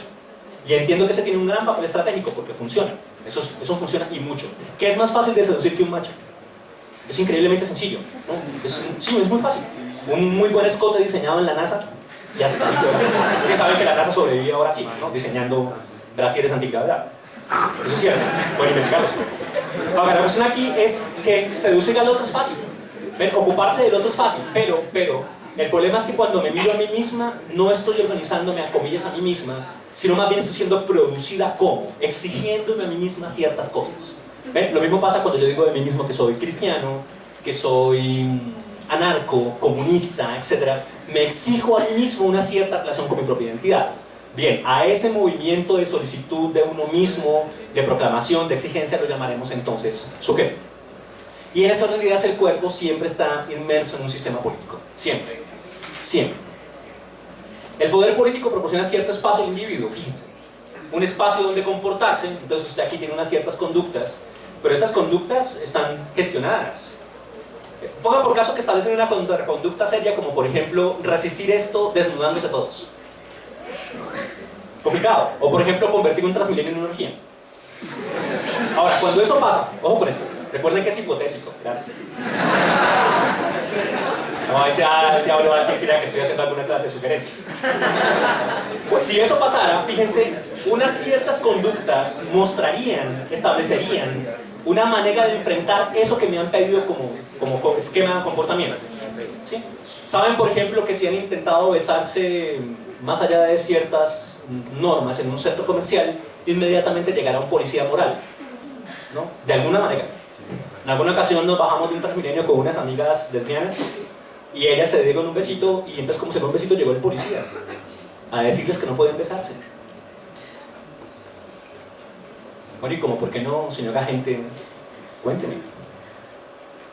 Pues yo soy un macho, santandereano, heterosexual y todas esas cosas, pero quiero preguntarle, ¿por qué razón mis amigas en el ejercicio de su libertad no pueden expresar afecto? Es que las señoras me mandaron. Y en efecto, unas señoras lo habían mandado. Unas señoras que, ay, virgenísimo, es imposible. No, espérate, ¿has leído la Constitución y la ley? Yo puedo, en el uso de mi propia libertad, jugar juegos experimentales siempre y cuando entienda que hay ciertos límites. Pero puedo hacerlo. Ahora bien, ¿qué hace que los otros asuman que eso es, comillas, pecado, comillas, malo, etc.? Una cierta perspectiva del mundo ubicada en una pura visión masculina. ¿Lo ven? Pero la libertad está ahí, y como saben, la libertad es un trabajo y también un riesgo, ¿no? Así que hay un don de comportarse. A mí se me entrega ese don de comportarme, se me entrega el espacio, se me gestiona. Insisto que aquí todos estamos siendo vigilados, todos. Todos nos vigilamos mutuamente. Usted me vigila a mí, pendiente de qué digo yo, qué hago, etc. Y al mismo tiempo que yo lo vigilo a usted, por si está tomando apuntes o cosas por el estilo. Bueno, o su profesor lo haría. Ahora, la cuestión aquí es que en efecto hay un espacio de conducta, pero también pasa en la fábrica, o también pasa en la empresa, y también pasa en su casa. ¿Ve? En todas partes hay un espacio donde comportarse, donde actuar de cierto modo. ¿Qué es una discoteca un viernes en la tarde? Pues un lugar diseñado y fabricado para que usted desencadene sus desinhibiciones y lo haga pagando. Y entonces después se queda sin lo de las fotocopias, todo eso básicamente porque usted gastó el dinero que tenía registrado para otra cosa y lo hizo en una máquina de desinhibición.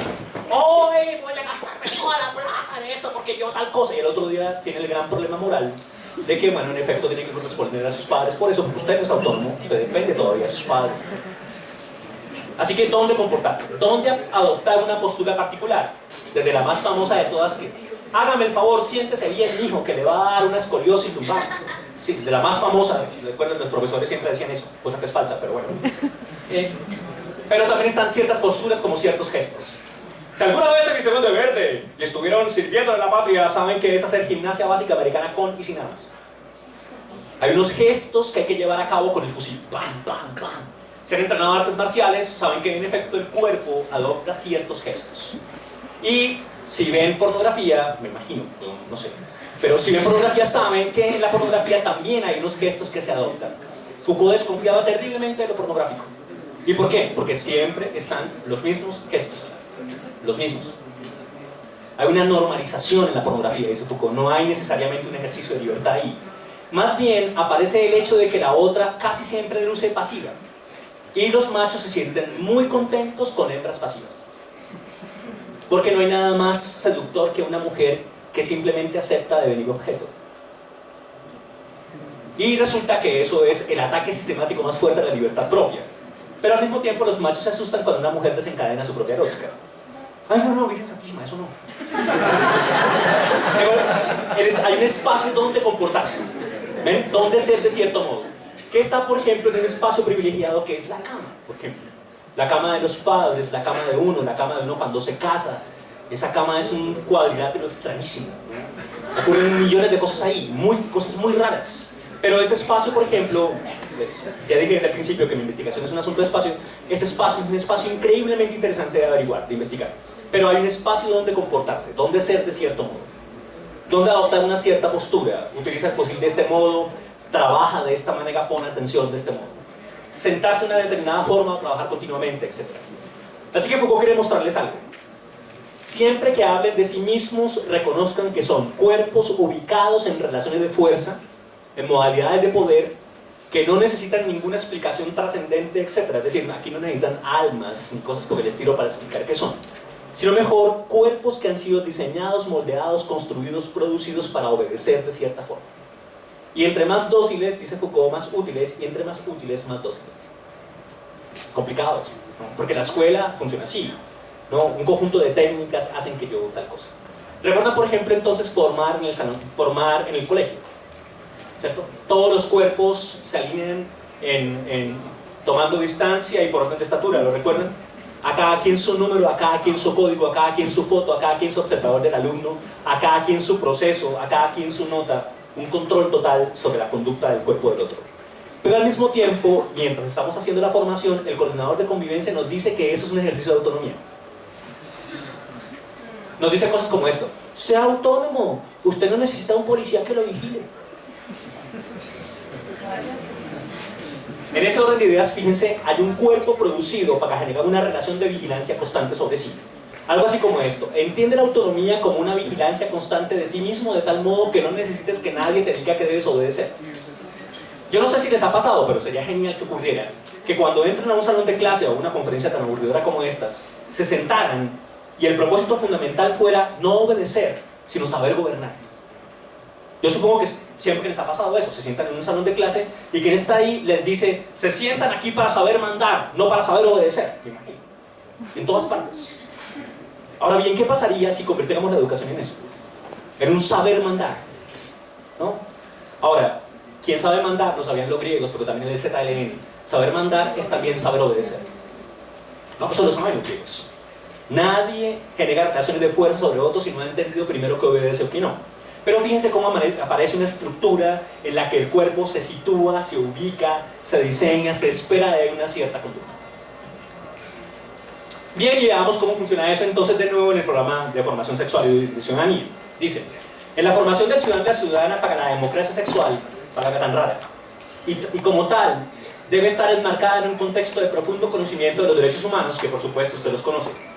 Usted se sabe todos los derechos humanos. Sí, claro. Y de máxima valoración del respeto a los derechos de los demás como regla máxima de convivencia humana.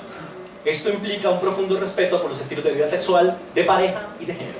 Pero entonces hay un problema aquí, ¿cierto? Todo parece ir bien y hay una relación con la libertad, etc., hasta que ¡pum! Un profundo respeto por los estilos de vida sexual. O sea, cada quien puede hacer con su sexualidad lo que quiera, siempre y cuando con eso no rompa la ley. Eso dice la Constitución, ¿cierto? Pero luego dice de pareja y de género. Pero entonces, ¿cómo es la vuelta? Ah, sí, el artículo 5 de la Constitución señala, como recuerdan, que el fundamento de la sociedad es la familia. Pregunta básica: ¿cómo está constituida la familia según el artículo 23 de la Constitución? Por un hombre y una mujer. Pero, ¿qué pasa si nos negamos a decir que somos hombres o mujeres? De nuevo, el procurador sentado aquí diría: eso es imposible, usted es hombre o mujer porque tiene unas gónadas, porque tal cosa, etc. Pero la pregunta del millón, ¿y es que no podemos hacer otra cosa o qué? Por ejemplo, cuando yo digo de mí mismo que soy un vampiro o que soy un hombre lobo, ¿importa de verdad cuál es mi sexualidad?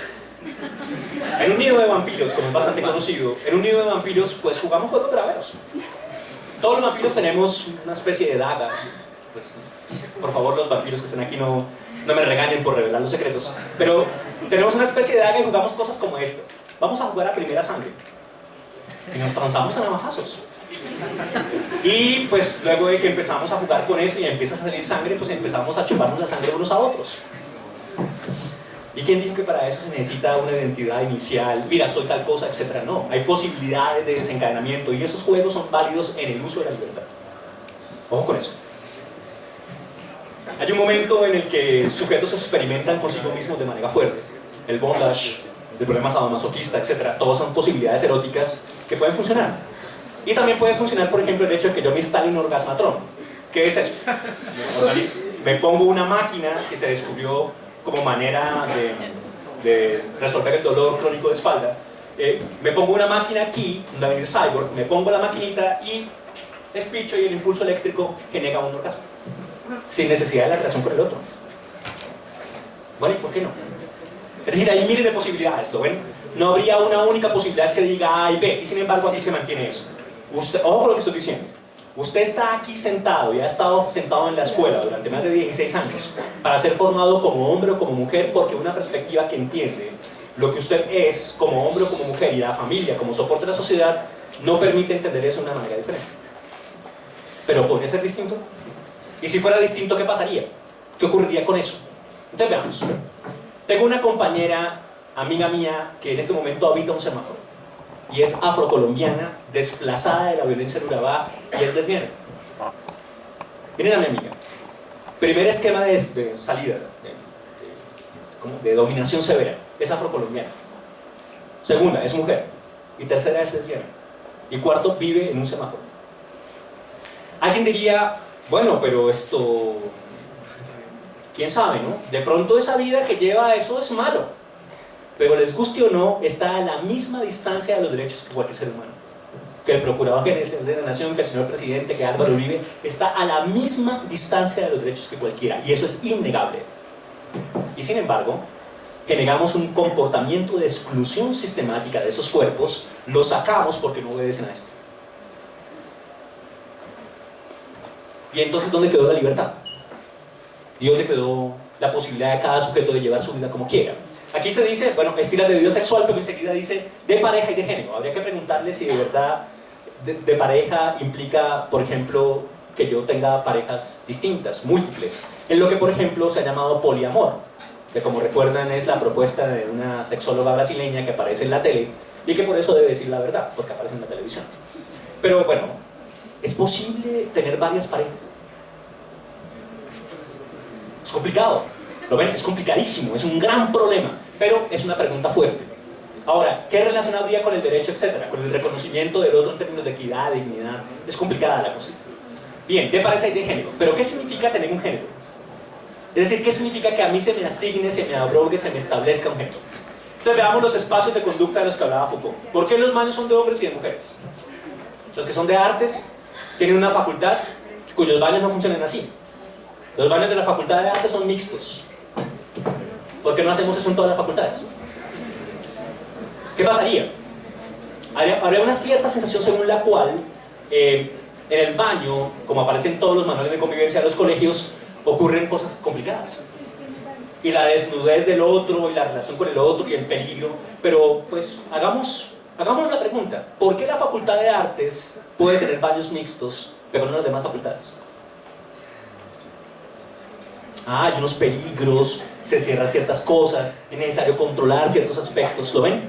Hay unos cuerpos ubicados, gestionados, determinados, establecidos, unos cuerpos ubicados en unas relaciones de poder. Ahora, esas relaciones de poder son múltiples, pero a esas relaciones de poder también no podrían ponérsele otras. En este caso, por ejemplo, la resistencia que organiza la Facultad de Artes diciendo que no necesariamente en un baño ocurrirán relaciones de falta de respeto a la dignidad del otro. Pues también puede pasar que el baño mixto se convierte en un ejercicio de libertad y de respeto. Pero colombianos que somos, incapaces de pensar más allá del otro como atacante o de mí misma como víctima, parece imposible que un baño pueda funcionar como mixto. Y más en una facultad de educación, en una facultad de ingeniería, en la que un montón de cuerpos llenos de hormonas ¿no? generarían algunas clases de dificultades. Siguiente, por favor. Luego, ¿cuál es el lugar del sexo en la política? ¿Ven? ¿Qué tiene que ver la sexualidad con la política? Miren cómo lo establece Foucault en un texto muy conocido que pueden leer, que se llama Historia de la Sexualidad 1, ¿no? Fíjense. Sobre este fondo puede comprenderse la importancia adquirida del sexo como pozo del juego político. Todos los que apuestan saben que es un pozo, ¿no? El lugar donde se echan todas las apuestas. Está en el cruce de dos ejes a lo largo de los cuales se desarrolló toda la tecnología política de la vida, porque nuestra vida se gestiona. Hay relaciones de poder que gestionan nuestra existencia, desde antes de nacer hasta morir. Por ejemplo, no sé si lo sabían, pero usted puede hoy como madre comprar un seguro de vida para el nacimiento de su hijo. O sea, un niño no ha nacido y ya lo están gestionando, ya están gestionando su vida. No únicamente en términos genéticos, etcétera, sino Preocupaciones por la seguridad. Desde antes de nacer hasta la muerte, usted recuerda que su cadáver no le pertenece a usted. Cuando usted se muere, su cadáver le pertenece al Estado colombiano. ¿Sí? Así que desde el nacimiento hasta la muerte, toda nuestra vida es gestionada. Por un lado, depende de las disciplinas del cuerpo. O sea que, adiestramiento, como la militar o como la de la escuela. Intensificación, como el hecho de que hay unas regiones de mi cuerpo que son más intensas que otras. Por eso existen regiones complejas del cuerpo femenino o del masculino, ¿no? Por eso existen, ¿cómo decirlo? Digamos, agujeros negros deseantes. Y entonces yo no puedo dejar de mirar tu cuerpo como objeto porque apareces delante mío en una cierta perspectiva en la que se me ha diseñado que la única posibilidad con tu escote es que yo te convierta a ti mismo en objeto. ¿Ven? Pero entonces hay una feminista que dice, idiota, yo no me he visto para ti. Yo no me he visto para tu pene. Eso está escrito en los manifiestos feministas. ¿Ven? Ahora, ninguna perspectiva podría decir, pero muchos machos lo señalan, que la culpa la tiene usted que se viste de esa manera. Eso es típico de machos. Porque está la pregunta, bueno, y es que yo no me puedo vestir como se me dé la gana, ¿o qué? Entonces resulta que el sexo como tal intensifica unas regiones del cuerpo. Pero no pasa como con los samuráis y las geishas, por poner un ejemplo. Saben que los samuráis se emocionan cuando ven el cuello de la geisha. Usted ve el cuello del otro y dice, bueno, de pronto está sucio y esas cosas, pero convertir el cuello, esa mirada distinta no es una mirada nuestra. ¿Por qué? Porque hay unas regiones del cuerpo que generan intensificación y preocupación. Pregunta de Foucault, ¿cómo ocurrió eso? ¿Cómo pasó históricamente que esas regiones del cuerpo se intensifiquen tanto? Pues bueno, eso tiene una historia. Detrás de eso podemos entender, averiguar cómo pasó esa cuestión. Entonces Foucault analiza, por ejemplo, el problema de la masturbación infantil en el siglo XIX, ¿no? Sabemos hoy que un niño puede masturbarse desde los 2 meses, o sea, darse placer a sí mismo a través de alguna clase de movimiento, y pues eso fue un asunto que fue visto, comillas, como natural hasta el siglo XIX, cuando aparecen miles de tratados acerca de la masturbación infantil y su impacto en lo que significaría una cierta población. Algunos médicos dijeron que si los niños seguían masturbando se iban a dañar la semilla. Les recuerdo que en latín semilla es semen. Y que si iban a dañar eso, entonces podría pasar que las poblaciones que siguieran fueran poblaciones afectadas, poblaciones de idiotas. Hoy sabemos que eso no es cierto y que incluso la masturbación favorece la producción de testosterona y de espermatozoides. Pero en ese momento se creía, se asumía, que la masturbación infantil era un gran riesgo para la población. Miren, intensificación. ¿Por qué se generan esos niveles de intensidad sobre el cuerpo? Permítanme ponerles otro ejemplo. Hace muy poco, hace menos de 2 años, empezó en Colombia un sistema que se ocupa demasiado de la higiene vaginal. Mi vagina se convirtió en una especie de región higiénica. Y entonces ahora se venden miles de productos para la higiene de mi vagina. Y es complicadísimo porque la higiene no es un producto biológico. No es una cuestión, es una cuestión moral. ¿Ven? Entonces, pregunta Foucaultiana, ¿cómo ocurrió históricamente hablando que ahora mi vagina deje de ser el lugar sagrado de donde nací, de mi madre, etcétera, para convertirse en una región que debe estar todo el tiempo completamente aseada, limpia, etcétera, y eso como una exigencia de moralidad? ¿Ven?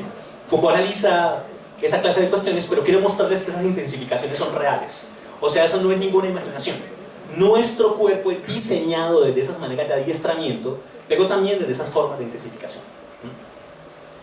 Distribución de las fuerzas, porque cuando usted sabe trabajar, por ejemplo, sabe que no puede utilizar la fuerza del mismo modo. Cuando usted lanza asadón, cosa que usted nunca hace, pues porque usted no ha sembrado papa nunca en su vida, pero cuando usted siembra una papa, no puede utilizar el asadón de cualquier modo. Hay que aprender a usarlo. ¿Ven? Porque usted lo hace y le sale en ampolla o se cansa demasiado rápido y entonces el campesino se ríe de usted porque usted es una bestia peluda, ¿no? Y luego le enseña cómo se usa y entonces usted aprende cómo distribuye la intensificación de las fuerzas, pero no únicamente lo hace ahí, lo hace en cualquier modo productivo corpóreo. Ajuste y economía de las energías. Por el otro, participa en la regulación de las poblaciones por todos los efectos globales que contiene. Luego hay unas técnicas que tienen por objeto distribuir los cuerpos como estas. A cada quien su silla, a cada quien su nota, su vigilancia, a cada quien su historial, a cada quien su registro médico, etc. Pero por el otro lado hay una cuestión de población. Entonces pongamos por caso que yo me pongo estas gafas filosóficas. Y al hacerlo, saco aquí un registro de poblaciones y digo, bueno, criterio estadístico, bueno, ¿cuánto porcentaje de mujeres, cuánto porcentaje de hombres, qué porcentaje de edades, qué esquema? En este caso no estoy preocupado por los cuerpos en tanto que cuerpos, sino como población. ¿Qué clase de población hay aquí?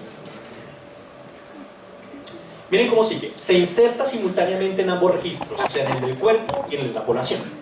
Da lugar a vigilancias infinitesimales. Vigilancias que otros establecen sobre su cuerpo, pero que usted también establece sobre su cuerpo. ¿Ven? Usted está todo el tiempo vigilando su cuerpo en relaciones con el sexo.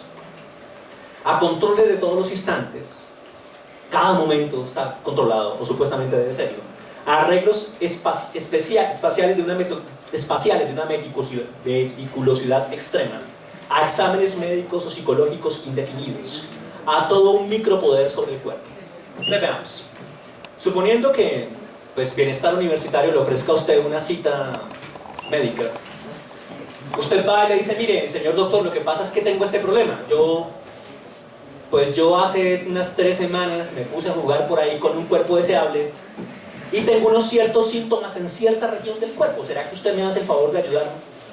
Entonces viene todo un interrogatorio que me dice cómo fue, cuándo, bajo qué circunstancias, con qué síntomas, etc. Y eso genera una relación de fuerza sobre mí. ¿Ven? Al mismo tiempo una manera de confesión. Sí, yo me siento como mal porque pues, tener una enfermedad de esta clase es lo mismo que tener un problema moral encima. Pero la cuestión aquí está en que esa gestión sobre el cuerpo implica una vigilancia constante de un ocuparse sistemático de esas intensidades que han sido producidas en el cuerpo y en un doble registro, en mi propio cuerpo y al mismo tiempo en términos de población. Pero también da lugar a medidas masivas, a estimaciones estadísticas, a intervenciones que apuntan al cuerpo social entero o a grupos tomados en conjunto. El sexo es a un tiempo acceso a la vida del cuerpo y a la vida de la especie. Entonces veamos, análisis feminista. En Colombia,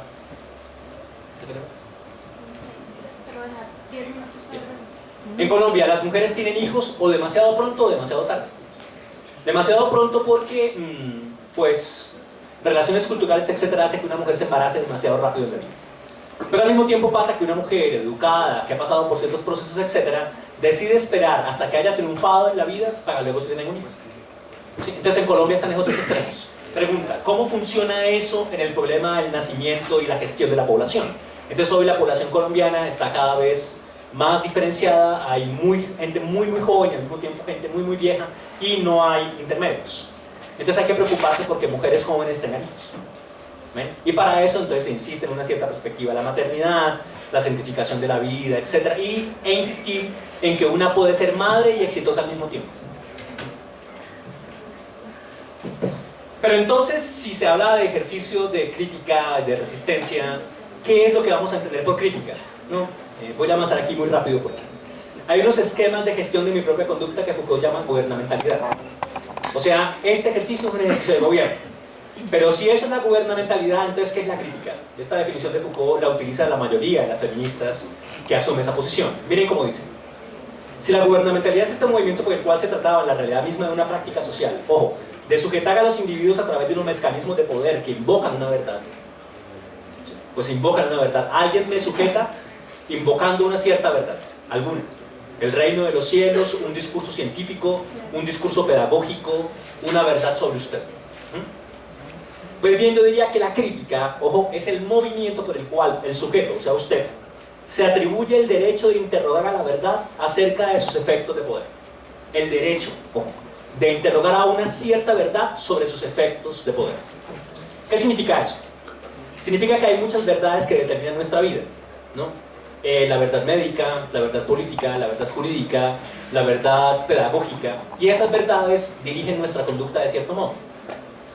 La prueba de eso es que si yo le digo a usted la mejor manera de resolver una ecuación no lineal es estableciendo con Bolzano tal cosa, esa verdad que está ahí determina su conducta.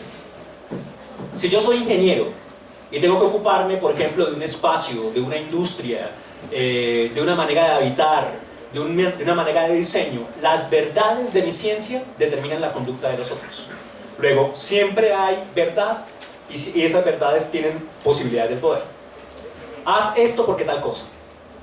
Y cuando yo le pido consejo a alguien, por ejemplo, alguien me dice que debo hacer eso que hago porque hay una verdad detrás de eso. Luego, hay una relación compleja entre la verdad y el poder. Siempre que alguien intenta dirigir mi conducta de algún modo, hay unas verdades detrás de eso. Y entonces la primera parte de la crítica es el movimiento por el cual usted se atribuye el derecho a interrogar a la verdad acerca de los efectos de poder. Por ejemplo, ¿por qué le entregamos tantísimo poder a los médicos? ¿Por qué tienen tanto poder sobre nosotros? ¿Ven? Pues hay otros que tienen demasiado poder sobre nosotros, como los curas y las instituciones escolares, etc. Pero ¿por qué el médico tiene tanto poder sobre nosotros? ¿Ven? Porque hay unas verdades que el médico tiene. Entonces, mire, usted tiene esta enfermedad y le duele por este modo y hay una verdad que dice esto, luego usted debe hacer esta otra cosa. Como por ejemplo, utilice clotrimazol al 1% para resolver el problema de invasión de levaduras en su organismo. ¿Ven? Esa verdad que está ahí determina su conducta. Luego, pregunta del ejercicio crítico. ¿Cómo es que esa verdad genera unos efectos de poder? ¿Ven? Es el primer movimiento. Luego, en este caso hay que ocuparse seriamente de las verdades y los modos como esas verdades desencadenan relaciones de fuerza. Pero al mismo tiempo, al poder acerca de sus discursos de verdad. Y yo les digo que deben votar por mí, porque yo salvaré a Colombia, bla, bla. Óyeme, ¿de dónde sacas eso? Sí, en efecto, tengo que decirles que el empleo subió tal parte y la pobreza bajó tal cosa. Discúlpeme, señor presidente, usted me está diciendo que en efecto la situación social de Colombia mejoró y que en efecto hay menos pobres y hay... Sí, en efecto, yo digo, pero entonces hay un problema porque usted me está diciendo que hay menos pobreza cuando lo que realmente pasó es que la noción de pobreza cambió. Luego, la verdad acerca de sus efectos de poder y al poder acerca de sus discursos verdaderos. Entonces el obispo de Manila dice, conozco a una mujer que tiene 30 años, pero luce como de 70 y todo porque toma anticonceptivos. Perdóneme, señor, ¿de dónde saca usted que en efecto existe algún efecto del estradiol en el problema de la edad de las mujeres? No, pero fíjense, el poder dirigir la conducta del otro implica una cierta relación con la verdad. En este caso esa verdad es una falacia, etc. Pero siempre pasa que el otro quiere mover su conducta de una cierta verdad. Primer movimiento de la crítica, ocuparse de la verdad y sus efectos de poder. Segundo movimiento de la crítica, ocuparse de las relaciones de poder y las verdades que subyacen a esas formas de poder. Y yo tengo que decir que esto me emociona mucho. La crítica será el arte de la inservidumbre voluntaria. Arte porque no es una ciencia exacta, hijos, no. En griego, arte se dice tekné, de donde viene técnica. Ocuparse uno de uno mismo en términos del no voy a obedecer tan fácil. ¿Recuerdan los anarcos? No, los que se precian de anarquía, porque una cosa es llenarse el hocico diciendo anarco y otra cosa es jugar el juego de la anarquía. ¿Recuerdan el non serviam? No, no servirás. No serás nunca esclavo, ¿bien? Inservidumbre voluntaria. En ciencia política hay una cosa que sorprende, y es que la mayoría de las personas que están presas en formas de dominación prefiere seguir en los esquemas de dominación. Y solamente unos pocos deciden establecer una posición distinta respecto a la dominación. Pero fíjense que es una elección. Yo elijo no convertirme en un siervo, yo elijo no servir. Un arte de la inservidumbre voluntaria, pero también un arte de la indocilidad reflexiva. Y eso porque sobre todo, en esta maravillosa e increíble universidad, a usted lo invitan a ser indócil, pero no a reflexionar. Entonces, por ejemplo, ¿qué diferencia hay entre leer un panfleto sobre lo que dijo Marx y leer a Marx? Pues muchísimo. Hay muchísima diferencia. Pero yo prefiero leer el panfleto, porque yo quiero ser indócil, pero jamás me he organizado en un término reflexivo. Entonces habría que preocuparse por ser indócil, no obedezcas. Oye, pues espérate, pero no hagas eso de cualquier modo. Ser reflexivo en eso. Así que hay una pregunta muy fuerte que Kant inventó. ¿Qué debe ser obedecido? ¿Qué no y por qué? Esa es una pregunta muy fuerte. Pero, pues usted obedece. Bueno, oiga, ¿a usted no le da como cosa ser tan obediente? Ah, no, es que ser obediente siempre lo deja a uno bien en todas partes, mijo. Eso, sea decente, mijo, eso. Pero no habría situaciones en las que un sujeto podría tomar una distancia respecto de lo que está ocurriendo para insistir en que no obedecerá a eso que le proponen que obedezca. Ahora, el problema está en cuánto, por qué y bajo qué razones, lo que implica una reflexión muy seria acerca del sentido de mi propia indocilidad. Porque si no sería estupidez, sería una especie de tontería, ¿no?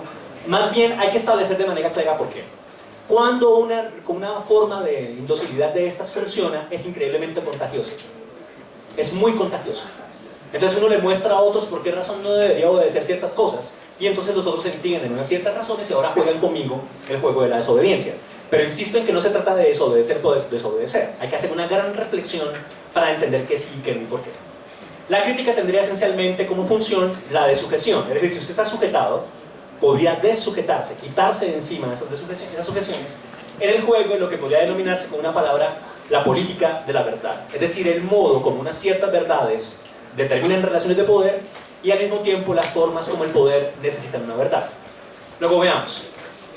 ¿Qué significa que yo diga de mí mismo que soy un cuerpo? Pues una de las cosas complicadas con la verdad de mi cuerpo es que mi cuerpo es distinto del cuerpo del animal o la cuestión maquínica. Y sin embargo, hoy todos somos cyborgs, porque todo el tiempo andamos con prótesis. ¿Por qué? No hay, ninguno de nosotros es un ser no protésico. O sea, todos tenemos prótesis. Desde el computador que está usando aquí para poder dejar afuera esta clase tan aburridora, hasta el chateo, hasta el celular, hasta si usted de verdad tiene una prótesis dental o por ejemplo un implante coclear. Recuerden que el implante coclear usted no puede escuchar, pero le ponen una máquina para que escuche directamente, ¿no? O si ha visto Avatar, me imagino que sí, pues en Avatar hay como 10 o 15 modalidades cyborg, ¿no? La primera de ellas es que yo saco mi mente y la pongo en otro lugar, en un cuerpo diferente. ¿No? Es una cuestión de ficción, todavía no sabemos si eso es viable o no. Pero en este caso la ficción funciona. Estamos interconectados con máquinas todo el tiempo. Por ejemplo, si yo estoy enfermo de cierta cosa, ando con máquinas todo el tiempo. Si por ejemplo tengo una enfermedad coronaria fuerte, yo puedo conseguir una especie de dispositivo que presiono en caso de ataque cardíaco y la persona que me vendió eso me garantiza que en 30 minutos a más tardar habrá una ambulancia. En el aeropuerto de Buenos Aires, por ejemplo, hay un lugar donde dice presione aquí si tiene un ataque cardíaco. Entonces, eso es cierto. Sí. O sea, usted puede, en una región del aeropuerto de Buenos Aires, si usted se siente en un ataque cardíaco, presione, porque hay máquinas en todo. Todo es maquínico. Luego, no, yo no soy un cyborg, no. Todos somos cyborgs. En el lenguaje de Matrix, por ejemplo, no habría nacidos en Zion y otros que no. No, todos somos parte de la Matrix, como tal. ¿Y qué es el cyborg según Haraway? Una de las feministas más reconocidas. Este es el manifiesto cyborg, pueden buscarlo en la red, es muy fácil de conseguir. Un cyborg es un organismo cibernético. Es la complicación. Mi cuerpo no es únicamente sangre, linfa, músculo, sino también máquina. Un híbrido de máquina y organismo. Una criatura de realidad social y también de ficción. La realidad son nuestras relaciones sociales vividas, nuestra construcción política más importante, un mundo cambiante de ficción. Y eso porque usted cree que esta verdad que está aquí no es ficcional. O sea, usted asume que las verdades que soportan lo que estamos haciendo aquí no son una ficción. Pero resulta que sí, son una ficción, solo que funcionan. Esa ficción funciona. Pongamos por caso que alguien que está al lado suyo empieza: tengo que contarte que soy un Jedi. Otra: soy realmente un hombre lobo. Soy un vampiro, soy X cosa. Bien. Alguien diría: óyeme, pero eso no es como mucha ficción, estás viendo como mucha televisión, etc. No. He llevado a cabo un conjunto de rituales, ejercicios, entrenamientos que me han hecho convertirme en tal cosa. Oye, pero sigues viendo mucha televisión tú, ¿por qué? Sí, en este caso, yo puedo establecer una conexión con la pantalla y distanciarme de la pantalla para una cosa que no puedo hacer, y es dejar la pantalla afuera. ¿Ven?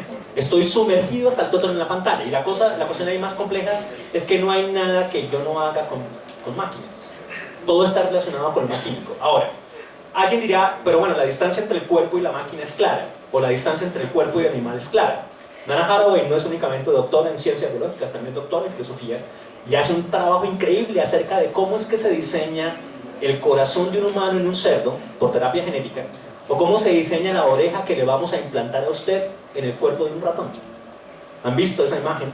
Un ratón con una oreja encima. Se modifica el ratón genéticamente, el ratón nace con la oreja, le cortamos la oreja al ratón y se la ponemos a usted.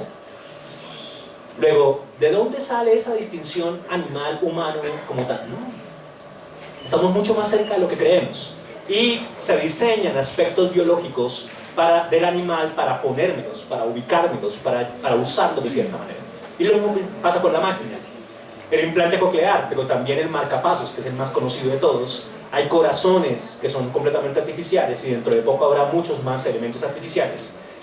Saben, por ejemplo, que mis amigas quemadas con ácido necesitan piel y para eso se diseña también una piel sintética, pero también se produce una piel desde códigos genéticos, desde donaciones, etc.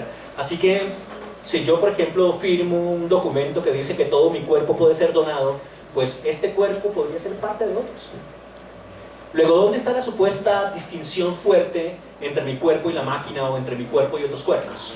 ¿Ven? Para Haraway, que hace una gran revolución en la filosofía con esto, quizá lo que entendemos por ser lo que somos ha dejado afuera, ha organizado unas ciertas verdades según la cual una perspectiva masculina, cristiana, racional, occidental, blanca, europea, ha dicho que tal cosa es verdad y ha dejado afuera otras. Pero la biotecnología contemporánea muestra cómo en este momento somos muchas más cosas que un simple cuerpo habitado por un alma. A finales del 20, recuerden, esto fue escrito en los 80s, ¿no? En la época ustedes tal vez no habían nacido, pero en esa época teníamos grandes miedos de que los rusos y los norteamericanos acabaran con el mundo, ¿no? Nuestra era un tiempo mítico, todos somos quimeras, híbridos teorizados y fabricados de máquina y organismo. En unas palabras, somos cyborgs. El cyborg es nuestra ontología, nos otorga nuestra política. Es una imagen condensada de imaginación y realidad material, centros ambos que unidos estructuran cualquier posibilidad de transformación histórica. Luego, ¿qué pasa con un cyborg respecto de su género? ¿Necesita ser un cyborg género? ¿Cuál es la erótica del cyborg? ¿Cómo funciona eso? ¿Se han visto esa película que está de moda estos días, que es Hair, ¿no? En la que el tipo se enamora de un programa? El tipo tiene una interacción erótica con ella. De hecho, la palabra en inglés Hair implica eso, ella, ¿cierto? Que Scarlett Johansson hace el papel de esa voz seductora, etc. Pero más allá de eso hay una máquina detrás de eso. Dentro de poco eso será viable. Eso ya es viable. Ahora, pregunta. Si somos cyborgs ubicados en estas relaciones maquínicas, etc., ¿cómo funcionan las relaciones con lo político, con el cuerpo y con el género? Según las tradiciones de la ciencia y de la política occidentales, tradiciones de un capitalismo racista y dominado por lo masculino, de progreso, de apropiaciones de la naturaleza como un recurso para las producciones de la cultura, de reproducción de uno mismo a partir de la reproducción de otro, la relación entre máquina y organismo ha sido de guerra fronteriza, porque, pues, ¿qué es la inteligencia artificial? Yo escucho voz de máquina y hay una máquina hablando, manejando un avión, resolviendo problemas y yo digo que es imposible que la máquina haga eso. Porque claro, los únicos inteligentes somos nosotros. Es imposible que una máquina sea inteligente. No, la inteligencia artificial muestra todos los días cómo una máquina aprende. Y hoy, trabajos fuertes en robótica intentan hacer que una máquina sea capaz de comprender afectos humanos. Hoy hay grandes avances en eso, como por ejemplo el hecho de que nuestras expresiones faciales implican una cierta relación con la emoción. Y entonces la máquina tiene una especie de código que le permite entender qué emoción tiene usted y reaccionar de acuerdo con ella. Alguien diría, pero es una máquina y es puramente reactiva. No, tiene una inteligencia que la hace funcionar de cierto modo. Luego, la inteligencia artificial no es algo que deberíamos dejar afuera.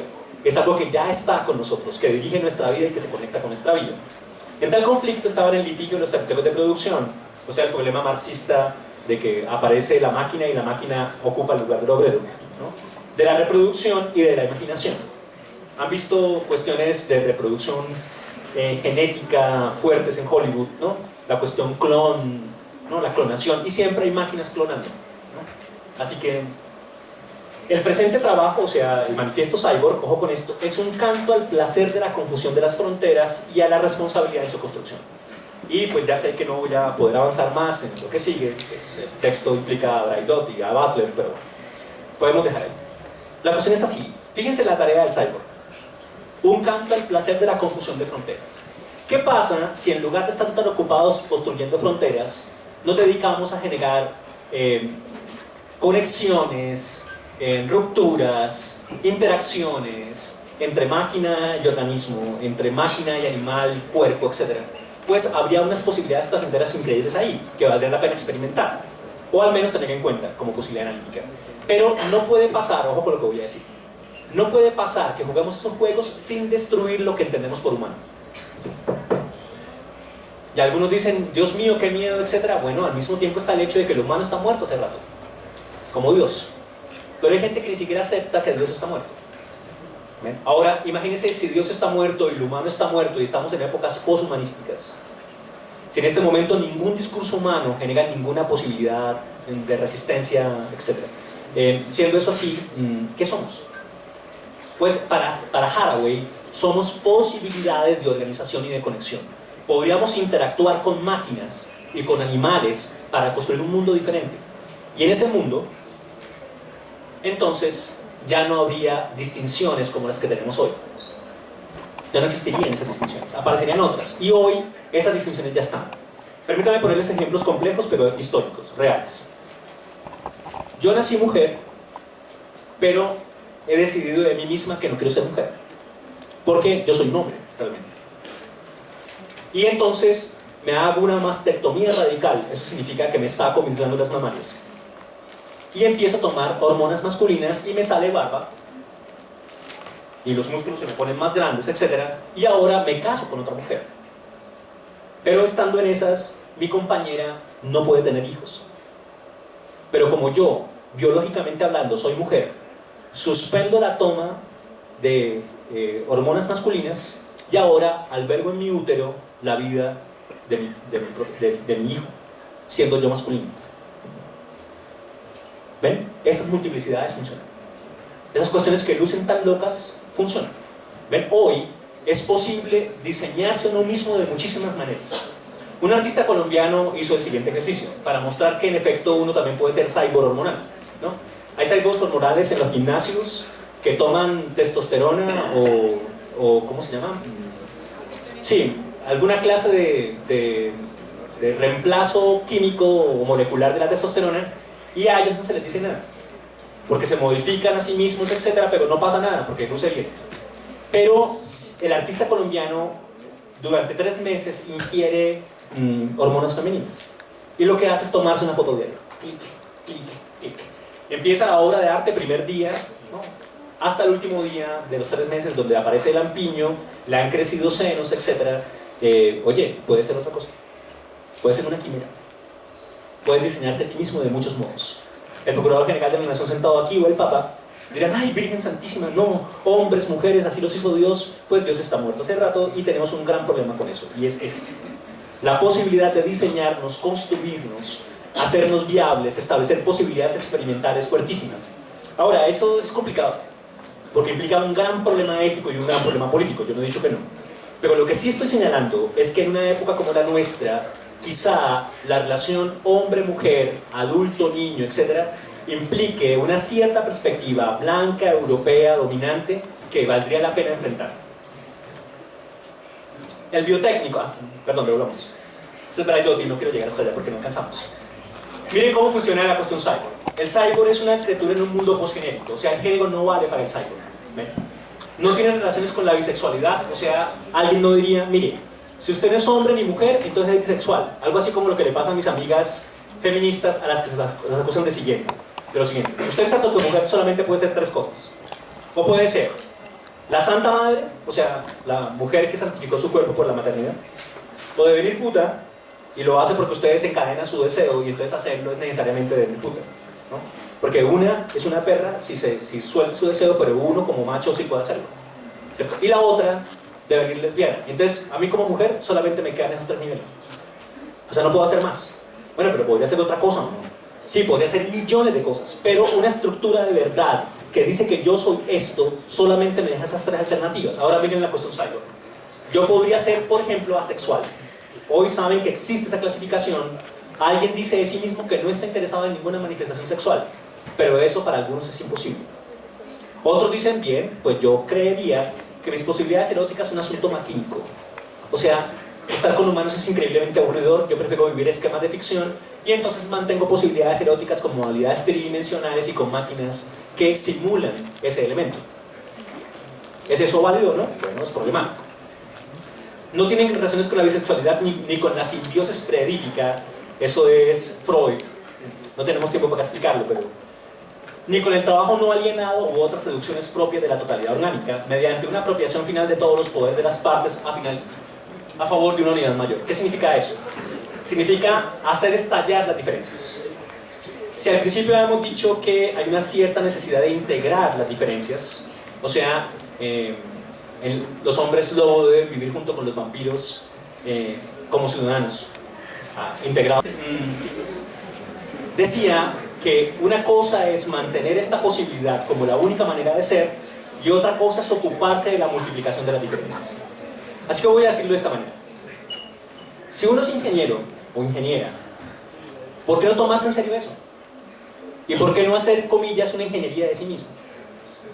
Si en efecto un ingeniero construye cosas y puede construir millones de posibilidades, ¿por qué no diseñarse a sí mismo de una manera diferente?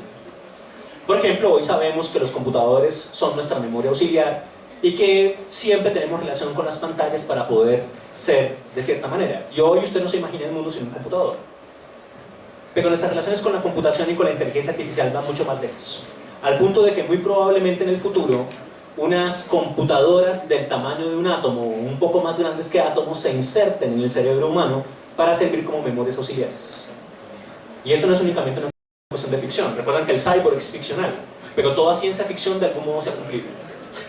¿Ven? Así que existen muchísimas posibilidades y existiría la posibilidad de multiplicar las diferencias y no únicamente de mantenernos en esta posición, pero al mismo tiempo un esquema fascista, dominante, que asume que la libertad es esta relación entre capitalismo y democracia, según la cual yo debo sentarme aquí para que este cuerpo sea producido, para producir, para que sea competente, para que pueda organizar una familia, para que mantenga el statu quo, para que haga posible la producción económica, etc.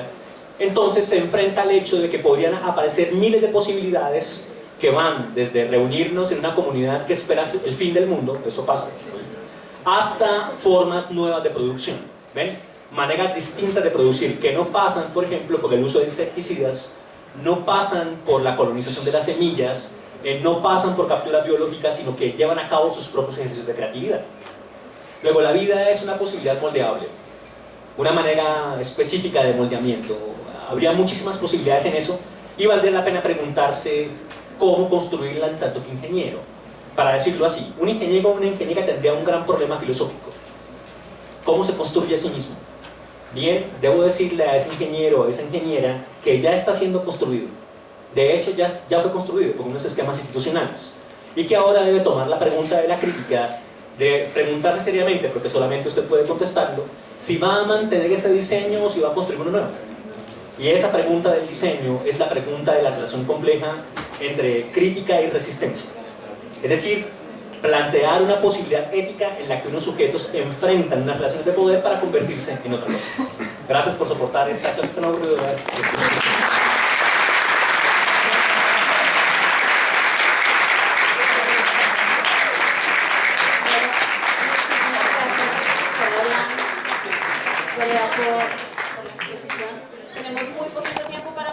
Yo diría que solo unas dos porque pues, después ustedes saben que hay otra actividad y nos sacan. Entonces solo dos preguntas. ¿No? Un momento que aquí hay una pregunta. Silencio, por favor. Buenas tardes.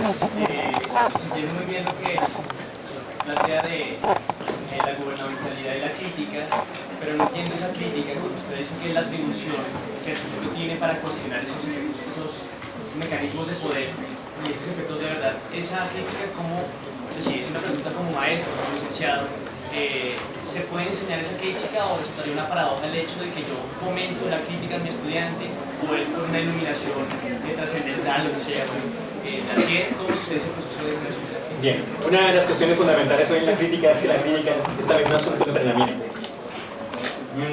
¿Cómo así? Pierre Bourdieu insiste en la reproducción, en que el papel de la educación es un trabajo de reproducción de la cultura. Luego hay una gran paradoja con la crítica. ¿Cuál? En lo cotidiano hay esquemas de repetición y de reproducción de la cultura. Pero de manera paradójica también podemos repetir y reproducir en la cultura formas críticas. Ahora bien, es bastante conocido que la crítica, a diferencia de otras posiciones, la religión, las ideologías, siempre permite otras críticas. Luego hay una cuestión sublime con la crítica. Todo el que hace crítica puede transformar, reconstruir, reorganizar una crítica. Pero quien organiza un ismo, alguna forma de ismo, mantiene una manera establecida de resolver el problema. Como educador, un maestro puede plantear a los sujetos que lo acompañan un conjunto de entrenamientos acerca de la crítica. Por ejemplo, ocuparse sistemáticamente de los conceptos. Yo sé que aquí hay personas especialistas en matemática y ingenieros, etcétera, pero no saben definir un cuadrado.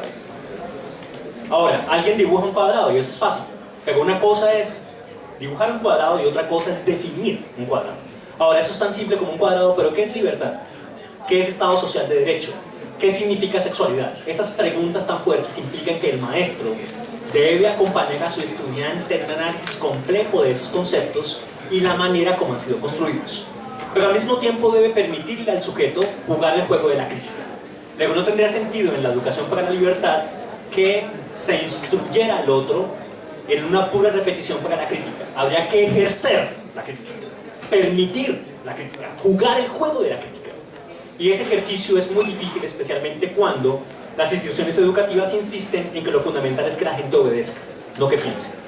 En este caso, habría que preguntarse seriamente ¿qué puedo hacer yo como maestro para plantear alternativas analíticas que funcionen como herramientas de crítica? Y hacer eso en el marco del propio trabajo de aula.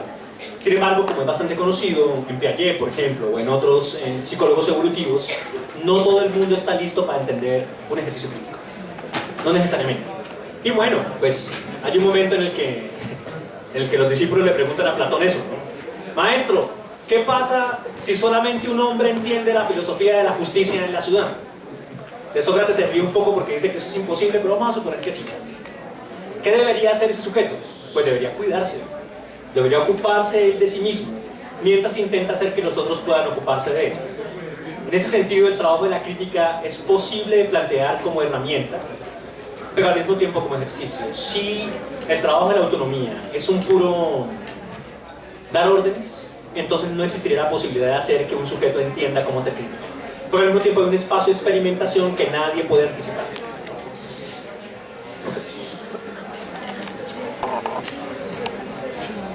Bueno, la última pregunta, antes de que lo saquen.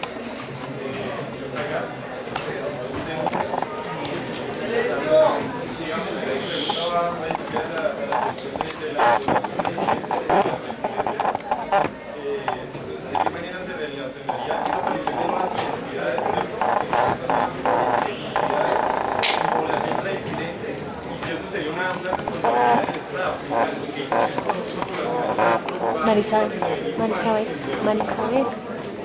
Bueno, en la cuestión de la resiliencia, yo quisiera recomendarle que se tenga una mirada al análisis de Nicholas Rose. Nicholas Rose hace un trabajo biopolítico muy serio sobre la cuestión de la resiliencia, pero hay una cuestión paradójica en eso. Si usted entra a la página de los infantes de Marina de los Estados Unidos, aparece la noción de resiliencia. Es decir, quiero decir, como con Foucault, pero quiero decir que los discursos siempre son susceptibles de muchísimas posibilidades estratégicas. Luego, en efecto, hay un momento en que el discurso de resiliencia podría servir como herramienta de resistencia a una cierta forma de dominación, etc. Pero en algunos momentos también se convierte en un soporte estratégico para mantener unas formas de dominación. Hugo Semelman, que en paz descanse, que estuvo aquí con nosotros en la Distrital, que aportó tanto, que fue tan interesante como filósofo latinoamericano, siempre tenía sospecha de la noción de resiliencia, porque le daba la impresión que detrás de eso había una dominación escondida.